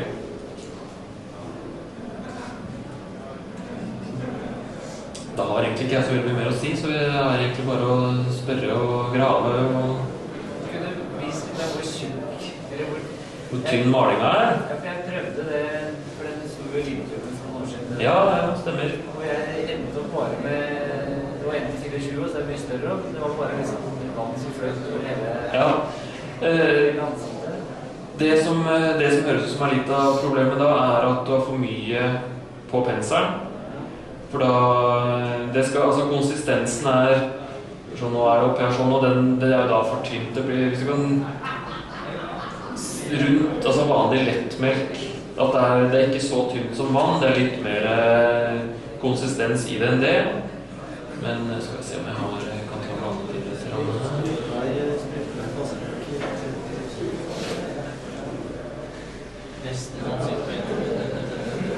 Jeg vil nesten si at det er sånn airbrush-konsistens. Ja, det er en vanskelig ting å vise for så vidt, men altså det er du skal ikke kunne se igjennom det, men det skal heller ikke være så tjukt at det skal, når du har blandet det ferdig, så skal det ikke liksom ligge en topp, sånn som det vil gjøre når man bare tar maling på, det skal flyte flatt ut. Det skal ikke være så vått heller at det er direkte gjennomsiktig. Det kan godt være litt, på de aller lyseste kan det godt være noe sånn halvtransparent, men du skal ikke kunne se gjennom. Men altså, melk er nok en god konsistens å gå etter, men det, sånn i forhold til at det flyter utover, så er det å få tørka av penselen da, så du bare har det ene tynne laget å dra på da, når man maler, for å unngå nettopp det at det fløter. Og spesielt da når man maler rundt øynene, for da er det veldig lett når man kommer da inn med penselen, og så drar kapillæreffekten ned rundt hele øyet, så det skjer, for å si det sånn. Størrelse på pensel? Hva gjetter det 35? 1-9 så får du gjort veldig mye med 2-0, 3-0. 1-35 så er det veldig behagelig med 4-0 og 5-0. Vi jobber så også ha en 2-er i bakhånd, sånn for å få tatt litt grøvere arbeid hvis det skulle trengs. André? Ja, det bruker vel noen mørke brunfarger på leppen, da, for den har vel ikke ledestift. Nei, det blir liksom litt sånn, enten det, så er det jo når man ser litt etter, så er det jo faktisk litt sånn lyse rosa toner, og veldig, det ser, når man maler en figur med menneskelig leppefarge, så ser det jækla svart ut til å begynne med, men så blir det mer og mer riktig etter hvert, fordi man har en sånn grårosa tone som er vanskelig å gjengi, og som også er vanskelig å få ordentlig fram, med tanke på det at det er lettere i større skala, hvor du da får inn litt mer furer i leppene og sånne ting som gjør fargen mye bedre. Korallrød, som du blander i hudtoner, er blitt brukt på litt større figurer. Ja. For også, det er jo en annen form for hud hudtone, men du kjører mer rødt korallrød inn, som gir mer direkte. Det samme er jo med øyeepler, du skal ikke bruke hvit der. Der kan du også ta hvit oppi hudtonen egentlig. Ja, for det er jo sånn, altså, hele det med bruken av hvitt er jo veldig omdiskutert. Det å bruke hvitt og brekke til toner er en ting, men å bruke rent hvitt på ting blir veldig, veldig kraftig. Det er ingenting som er hvitt i naturen, stort sett. Nei, du skal egentlig bruke en lysere farge og ha den fargen du opprinnelig bruker. Ja. For å kalle det ut. Så er jo alt det sånn, i forhold til forskjellige skalaer, så er det jo det med skalagjengivelse av farge. Det er også noe man stort sett må se litt an. Nå har jeg lite erfaring i andre skalaer enn, ja, det blir jo så fra 1 til 5 til 1 til 9, det er jo et ganske stort spenn mellom der sånn, så, men det vil jo det å, jo mindre figuren er, jo bedre har den kanskje da av en veldig lys siste tone for å få fram det lille som er da, av detaljer i et ansikt i 1-72, få neseryggen med for å få litt sånn som de som maler sånne spillfigurer er forholdsvis gode på det med å få fram de detaljene som er og spore i det, det vil jo bli overdrevet sånn i forhold til hvordan det er i ekte liv, men man får også da en mer interessant figur.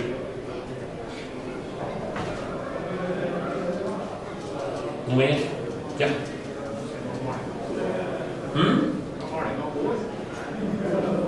Det er så jeg maler rett sjelden hår, det er så mye hjelmer ute og går. Nei, de figurene jeg har malt noe spesielt hår på, det er jo sånn noen av de som har litt hår under lurer og sånne ting. Så det er veldig enkelt å som regel gå til det litt brune og brunblåne. Det blir det samme prinsippet. Starte med en mørk farge, og så der blir det litt mer sånn dry brushing igjen, ved at man prøver å bare få litt overganger opp til de øverste hårstråene, få inn tegne tynne striper og litt sånne ting for å få bare litt mer, få det litt mer interessant av det håret som er. Annet så er det at det er veldig vanskelig det å bare male blondt hår er jo en utfordring for at det ikke skal bli for gult og det skal samtidig ikke bli hvitt, så det har jeg faktisk aldri gjort. Det burde jeg kanskje gjøre snart. Så prinsippene er de samme, men det er en helt annen utfordring. Tips med et skjegg, det er å bruke blyant på sandpapir, og så bruker det som når du legger på pigmenter, for å få det skjeggvekst. Bruker du blyant. Stipler litt. Noe mer?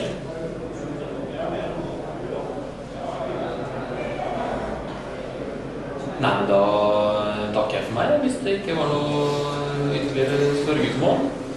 Så får vi håpe det blir litt mer figurer etter hvert.